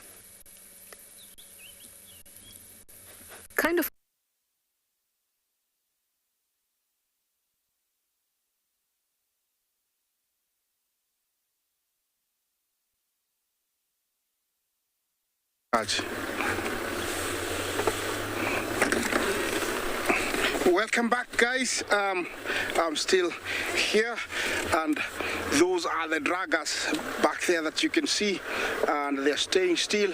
Hopefully, there will be a movement, but you can tell that they're not doing much at the back. Those might be the influence. They might turn back and then head back towards the crossing. Where they cross, I don't know, but I just have to wait and see which crossing they're going to cross. Remember, we do have a few crossings here. Where I am immediately, there is one which has got a roadblock of a big crocodile, on the other side, and then there is a few more. These guys, as you know, they can decide to cross anywhere. I'm hoping that doesn't happen because the view will be very limited. Yes, that is the guy I was talking about. He is the main hindrance if they decide to come here. But of course, I have seen them go around him and just go over and just crossed. Another one has just appeared. Looks like another very big female. They've been eating really well, these guys, but still they're predators. They will still go for another meal whenever it avails itself. Remember, I'm on the banks of the beautiful Mara River, a river that cuts through the Greater and the Mara Triangle, about 80 kilometers across, ending up in Lake Victoria. It's the source of livelihood for all these animals, plus the others that are residents. They need to do this almost every week once they're here during the migration, as they stay here for about 3 months. Remember, it's not always true that they cross to go to the Serengeti or they cross to come to the Mara. This river meanders along or in between Kenya and Tanzania, and so they have to crisscross for greener pastures every now and then. The movement has sort of stopped and ceased, and looks they might be having meetings, small meetings, to decide which directions they go. Remember, the urge to cross is very high, and once they're here, it's only a matter of time. You can see a few have started, turning to the left. Those might force everybody else to come. They do waste a lot of time once they get here, but they are wildebeest. What can we say? Wildebeests. Once they're here, they will go when they want to go. Remember to talk to us on hashtag CGTNWild, hashtag Wild Earth. Questions and comments are very, very welcome. I hope you're having fun. I hope you're enjoying this and sending those positive vibes my way so we can enjoy this awaited crossing when it happens. That is the green spotted Land Cruiser heading towards its destination, where it can stop and have a viewing of the crossing. Yes, I'm loving this. The weather is nice, it's cool, it's not hot, perfect to be out. Here, without any breeze, it can get very hot, but today we have both. We have a breeze and the sun is not as hot, so it is perfect. You see those few zebra turning backwards. That could be the influence to turn everybody back. It just takes a few and everybody turns around. This is the behavior while they're here. You can never predict what the next minute might bring.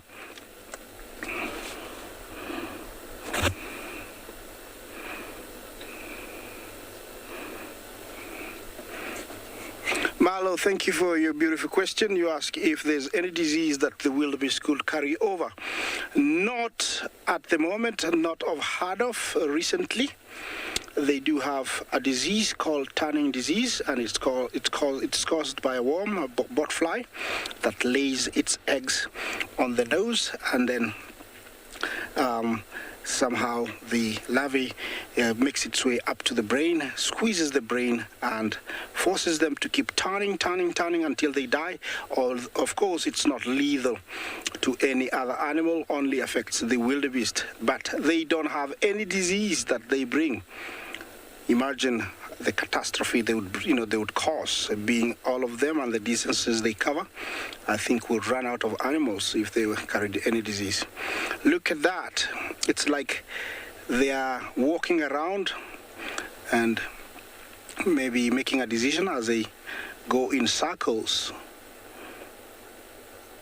You can wonder what goes on in their mind, how much energy they lose while doing this. What can we say?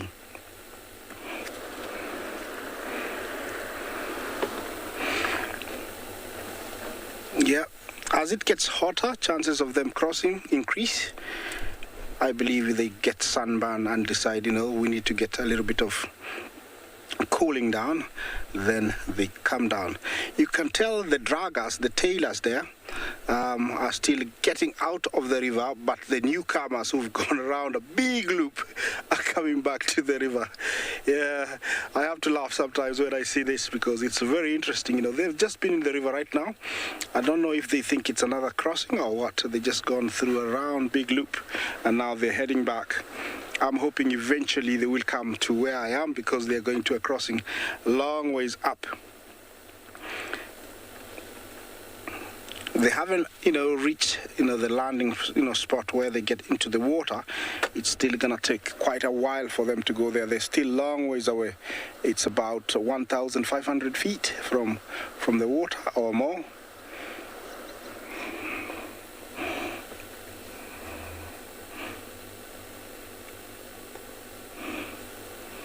Lana, you ask if the wildebeest can choose a shallow spot to cross.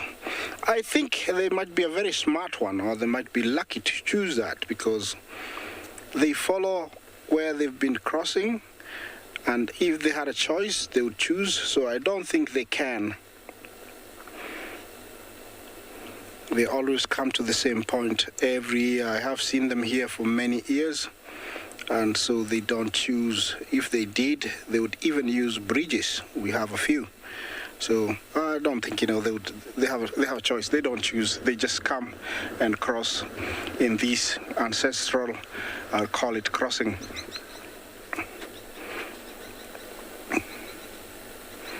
Yeah, looks like it's slowing down. I don't know. Yeah, looks like more and more coming from behind.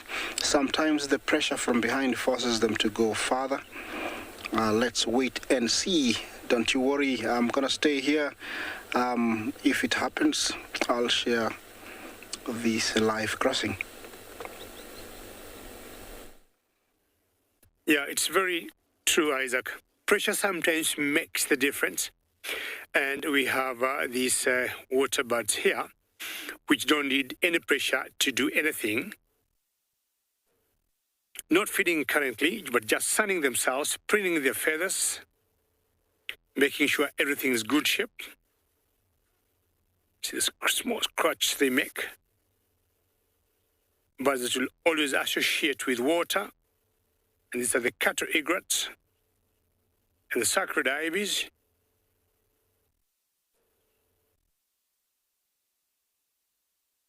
Some of these natural water wells or springs here in the Mara remain with water all around the year. We never see them dry. Which to me, I have always thought sometimes the water table in the Mara is quite high.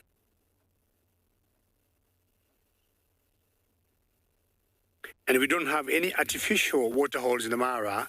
And I'm talking of, should anybody maybe think to come over sinking a borehole here in the Mara, I think we'll not go very deep before they get the water. Look at how beautiful those egrets look when they're not feeding, walking the grass with the mammals, just staying in one place. Super white, very clean. Think of all the egrets. These are like, I would say spotless. And they're making sure, yes, they remain spotless. Align their feathers. The other day, I was wondering whether these birds will carry any parasites with them, and if so, which ones, and how they have gotten into their bodies. And if so, I would want to believe they would use their beaks to get them out. The times you have seen baboons, especially the females, trying to get the parasites out of the males, and what the baboons will do will feed on those parasites, be they fleas or ticks. Not sure what these birds would do with what they would remove from their bodies using their beaks.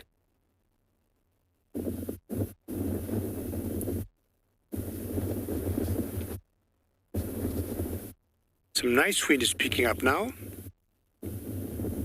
And I'm sure maybe if you go further left, there's a little hammercop there. It's going to increase our bird count today. I'm not sure whether Bex in the final control has been counting how many bird species, both East Africa and South Africa we have seen today, because here in one point we have seen 3 species.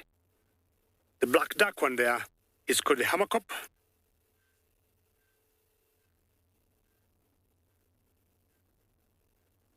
You can see she's got a huge head, and all of them being there for food, birds of a feather flying together. There are 3 different species within a radius of 1 meter.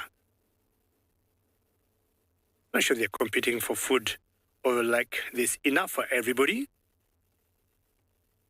I'd want to believe this water body carries lots of food for all the birds.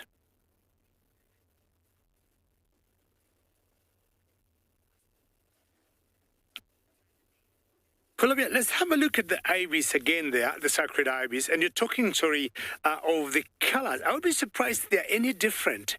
I don't know whether you mean them being a little darker, but this is the same species of sacred ibis that we got in South Africa. Maybe unless you say it's a little darker, polar bear, is that what you really mean? Or are they bigger in size? Or do you think they're much whiter, or the black on the tail is much darker? Because, for example, polar bear, we got two species of ostriches in East Africa. Here in the Masai Mara, we got the Masai ostrich, and further north of the equator, we got another one that is called the Somali ostrich. The males are both black and white, but if you look at the Somali ostrich, it's shiny black and shiny white. It's very iridescent. Not sure that's the point you're looking at for these two sacred ibis. Yeah, polar bear, I would be happy to know if that's exactly what you're talking about. But I'll tell you, these species of the sacred ibis could be the very same one that we also see in South Africa. Well, we'll be moving on. What I want to do is to chance the same lionesses Isaac had that were trying to make a kill and find out if they could be doing anything. And I could be the lucky one. Isaac watched them. He wasn't lucky to see them making the kill. Maybe it could be me and Bungay. Let's find out.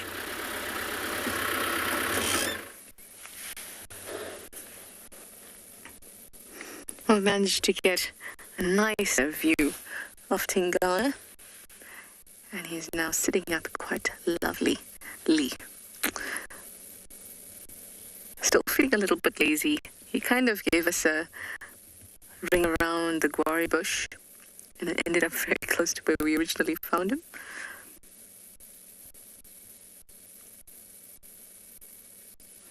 Sometimes, depending on how animals have been with vehicles in the recent past, so maybe he didn't have a nice incident this morning or yesterday or something like that, he can try to avoid vehicles just because he doesn't like them very much. So that's why we're quite far away from him at the moment, so that he can be relaxed and will not feel threatened by us at all. It's always important to give them space. And if the animal comes closest to you, then that's very lucky for you or for us. And sometimes we can get lucky with our positioning or where we manage to find the animal. But it's always important to give the animal the freedom to move around.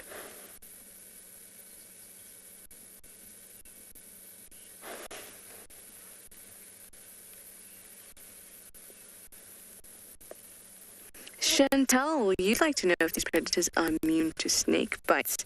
They are not. They are not immune to snake bites. So, if a snake bites them, it's definitely not pleasant, and if the venom is extremely toxic, it can kill them. Now, Tingana here has been seen with a python kill twice, but pythons, as you know, are not venomous. But he's managed to tackle a python to death twice, at least twice that I've seen, which is quite something. Now, there are mammals that are immune to some extent to venom, and that comes from the fact that venom is a very, very specific type of molecule, and it kind of latches onto your cells and then is able to disable them or interfere with your blood coagulating. There we go. Gosh, that word took a lot to come out. Your blood coagulation, or whether they're messing around with the electric wiring in your body, whatever it is, it latches onto your cell to be able to do that. But sometimes if it's kind of like a lock and key system. So if the particular lock shape is a little bit off, then that key of the venom will not be able to attach. And animals such as squirrels, mongoose, honey badgers, their specific points on their cells that venom would attach to, some of them, but not all of them, some of those points are rounded or oddly shaped so that the venom cannot attach, the molecule cannot attach, and does not affect them as badly. That does not mean that it doesn't affect them at all, because only a few of these structures on the outside of the cell are differently formed. But some still are, so some will be receptive to the venom. But because the entire network of cells is not receptive, they're able to recover. But they will still feel some effects, which can affect how they metabolize and things like that, and you'll often see that they might go into a deep sleep during the recovery process after they've been bitten by a snake. But for animals like these, no such defense.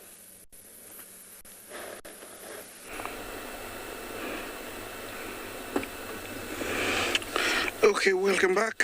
Rather interesting topics. You are, discussing metabolism, snake bites in cats. But for sure, I have to confess that I have seen a lion bitten by a snake. I assume it was a black mamba, and it was very horrible and sad to watch this lioness, going into a sort of a lapses where it would jump and not have coordination in what to do. It didn't know how to either growl, walk. It was really sad. I had to leave it, and 2 days later I came, it was dead. So, poison from snake do affect cats, it does. I thought I might tell you about that because you can see on the screen and you can judge it too for yourself. Nothing much has happened. Seems to be more and more are leaving the river. For what reason? I don't know. Maybe they want to change direction to go to a different crossing. I don't know, but I don't think they're going to go anywhere. That is what I can rely on. They're not going to go anywhere. This is just part of the behavior in a crossing. It's rather interesting and very complicated. If you try and write about the behavior of these animals in a crossing, somebody might read and then pull through the book because it will even confuse him because, there is no pattern or a continuous explanation of exactly what can happen. It's stopping, baking in the sun, walking to the river, looking at the water, then going out 100 meters, stopping, deciding to go back, crossing, maybe, sometimes, deciding it's not the day, then going back and spending a night. Rather very unusual and hard to understand the behavior. All we have to do for us is to stay in position and hope, it happens while we're here. I have to be very alert now because I know there is a crossing called Kaburu and it's not very far. If they leave the river and I don't see any on the other side, I have to rush there because that is the crossing they're going to be using. I saw a few coming my way here, so I have to be very, very, very, very alert. Yeah, my crocodile is still there. Believe me, he's not a stuffed one. You can tell that he's peed over there and he's gone to the bathroom. Can you see that? I hope you can see that. Yeah, he's not a stuffed one. He's a real one and he's basking. And I'm sure he can hear those hoof stumps of the wildebeest and zebra. Yes, I think what I have to do and tell you is I'm staying here. Don't go anywhere.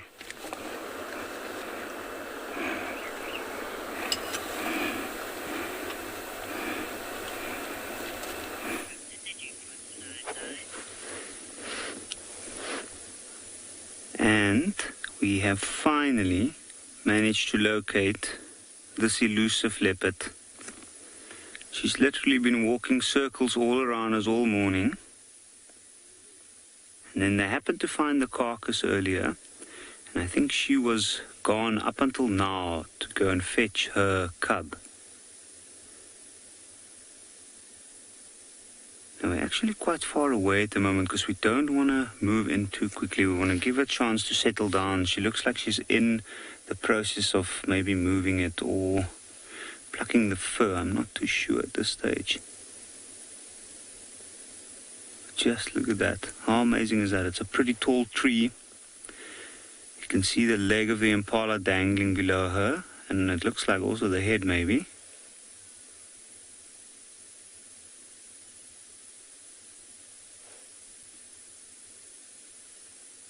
Look at the tail stretched out.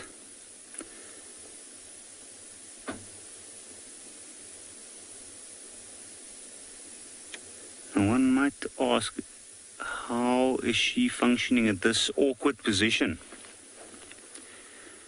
You can see that's why the tail stretched out. It's helping her to balance herself.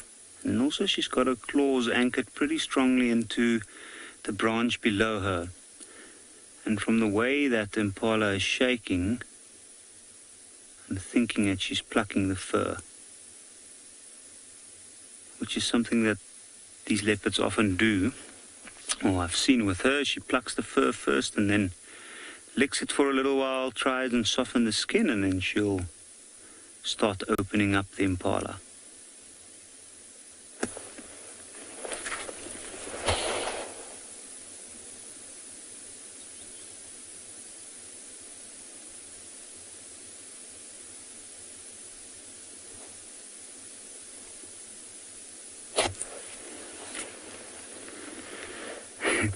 But just look at her. She has had a tough morning this far. Yogi, I'm sure a leopard will get hurt if it jumps off a very, very high tree. They do have an extremely strong and heavy bone structure. Because they start climbing trees from an early age, they are extremely strong. And they've also got the muscular system to back them up with that very, very strong bone structure. However, it still has a limit, like all other living creatures, so I'm sure she won't risk jumping from a tree that she knows is too high. But I have watched them jump from pretty high things before.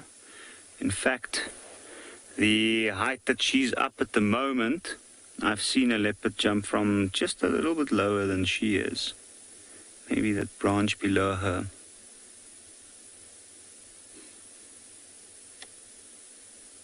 Now she's looking around and she's scanning the area. It's starting to get quite hot, and I think she's just arrived here, which makes me think that her younger one is somewhere nearby.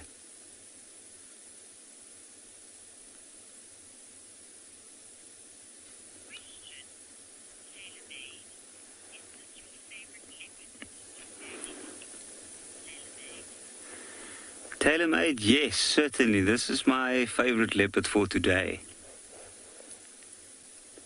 She is a very beautiful leopard, and she is up in a tree with a dead impala. So, and after we've searched for her for a long time, we were lucky enough to get to see her, so I think it is certainly my favorite leopard for the morning. You can see, I think she is looking down on the ground. Maybe she's looking for the little one. So I think we'll move a little bit closer and see if we might get to see the other one as well.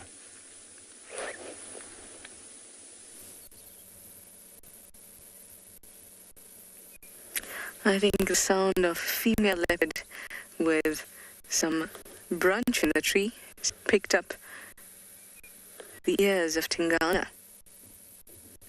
Oh, can you even smell her, boy? Smell that impala. Well, now is an excellent time to have a look at his condition because this is the furthest up that he's sat since we've been with him. And you can see that there is no deterioration to observe. I see nothing. His ears are a little bit more tatty, but that means very little.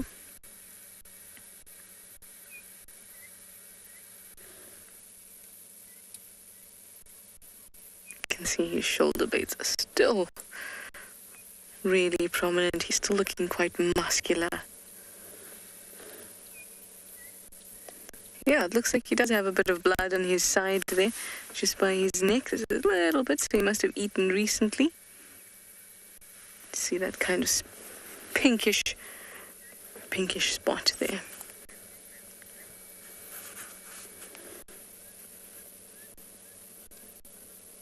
He looks very, very soft and cuddly, considering that he's a predator. But I guess that's what happens out here. You see all of these animals, you know they're wild, you know what they can do, you've seen what they can do. But still, they're so endearing. And you can't help but use the word cute. I'm sure he doesn't. One doesn't know what it means, but if he did, I'm sure he'd say, I'm not cute, I'm tough. And sure you are, Tingana. Just wonderful to spend all this time with him, and of course I'll be here until the end of drive.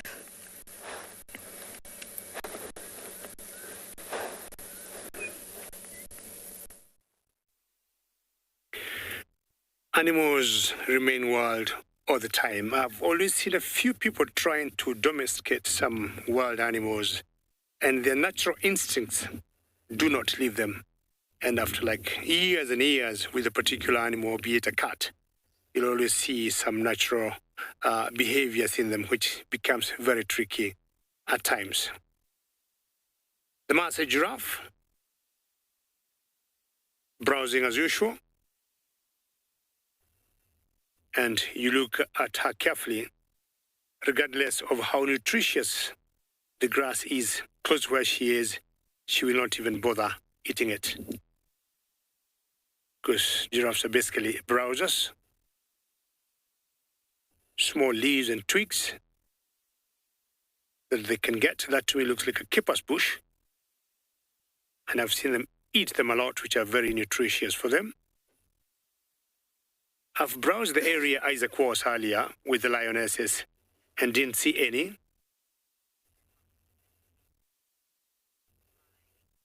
Well, you ask whether giraffes have vocal cords. I would say yes. Let me not say yes 100%, but I would say yes, because they do communicate with the others. And for any communication, I think, to come out from any living thing, it must have a vocal cord. I would say yes. I could be wrong, but I would say more yes than no, because they do communicate.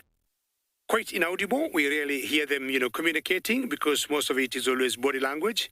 But I would say once in a while, they will communicate amongst themselves. Tall animals getting the advantage of the height. I'm not sure what she is looking at, because the area Isaac was, where he had the lionesses, I didn't see any of them there. I'm not sure where that giraffe is looking is where they could be, because this is the exact area where Isaac was. I'll go around that giraffe and find out if they could be there.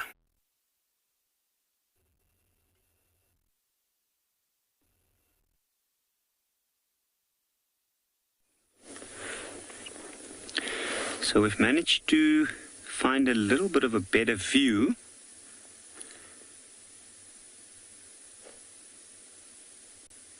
And we can see that she's busy eating at this point. And just have a look, you can see the lower jaw of her chewing at the backside of this impala, and that loose piece hanging here, that's actually a bone. Now this is quite interesting because I see the fur on the impala's plucked, and then there's blood dripping from the nose. You can see the bone there, and it's broken off completely. Now, this leopard has very powerful jaws, and she is strong enough to break the bone, but I don't think that was her. There's also a large chunk of meat out.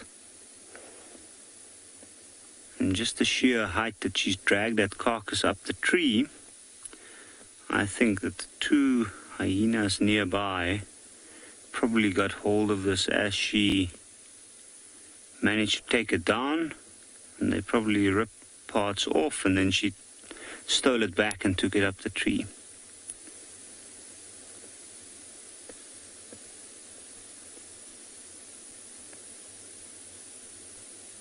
Maybe that's why she was not around. Maybe she was just waiting for the time.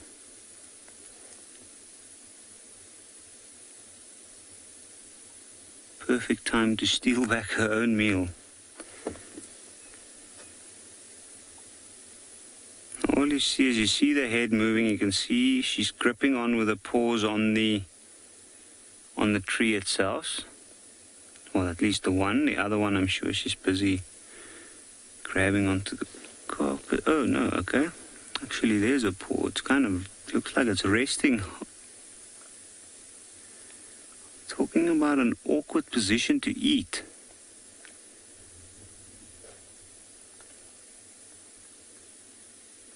I can hear some bones crunching. You can see the fresh meat at the back. Noma, how often do leopards hunt during a day? I think it is a little bit dependent on the season and the weather itself.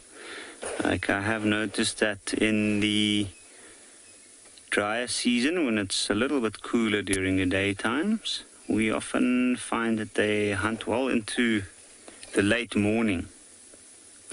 But normally they are more active at nighttime, and they do have more of an advantage after dark. But it's not unusual to see them hunt early morning. When the impalas start to move, they have that eye, or they have, when they start with their first movements of the day, maybe drinking some water or starting to feed, that's usually when their guard is down the most. And that's when the leopard decides to strike.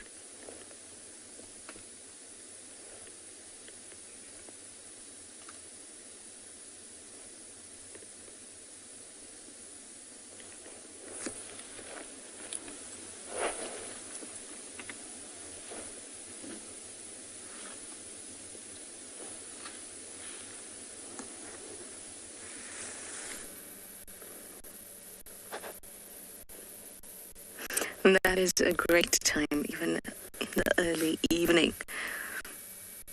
They are opportunists, as is everything else, as are we. And we too like to rest when it's too hot outside.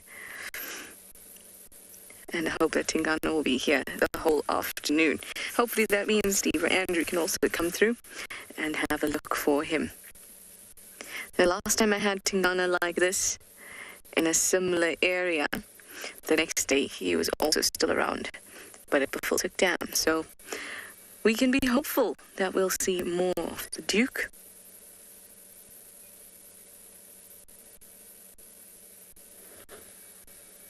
Hopefully we'll see him also with something hoisted up in a tree.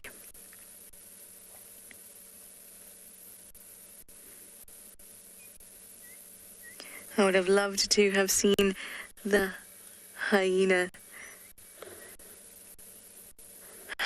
cubs and the elephants today, but Tingana definitely topped it off. Well, guys, that's it from me, and I'll see you in about 3 weeks' time. Have an awesome time on drive, and until then, bye-bye.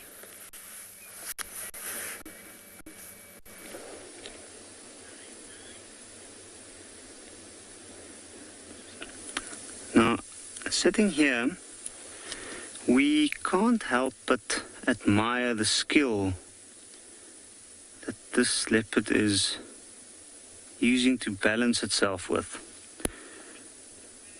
Just have a look at that tail. And it is almost wrapping around that branch. So Thanks for everybody joining us this morning. And I think to get a better idea of what's happened, everybody should try and join us this afternoon on Drive.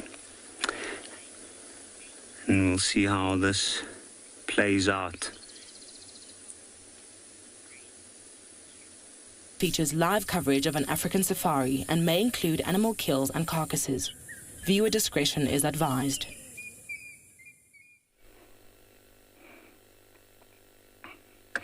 Hello and good afternoon. Welcome back on your live safari this afternoon. My name is Isaac, and on camera I have Big James. Already we are perched on a nice perch here, observing the plains of the Masai Mara, hoping to spot the lions. That's my idea this afternoon, and after that I'm going to go to the swamp, see what we can find. Remember to talk to us on hashtag Wild Earth. Questions and comments are very, very welcome. To start with, I'll share with you the beautiful Olololo escarpment. And this is your live safari this afternoon. Remember that. And that is the Olololo Syria escarpment. This is the western boundary. As always, I'm reminding you of the Mara Game Reserve. So beautiful, so lush, full of trees and rolling plains.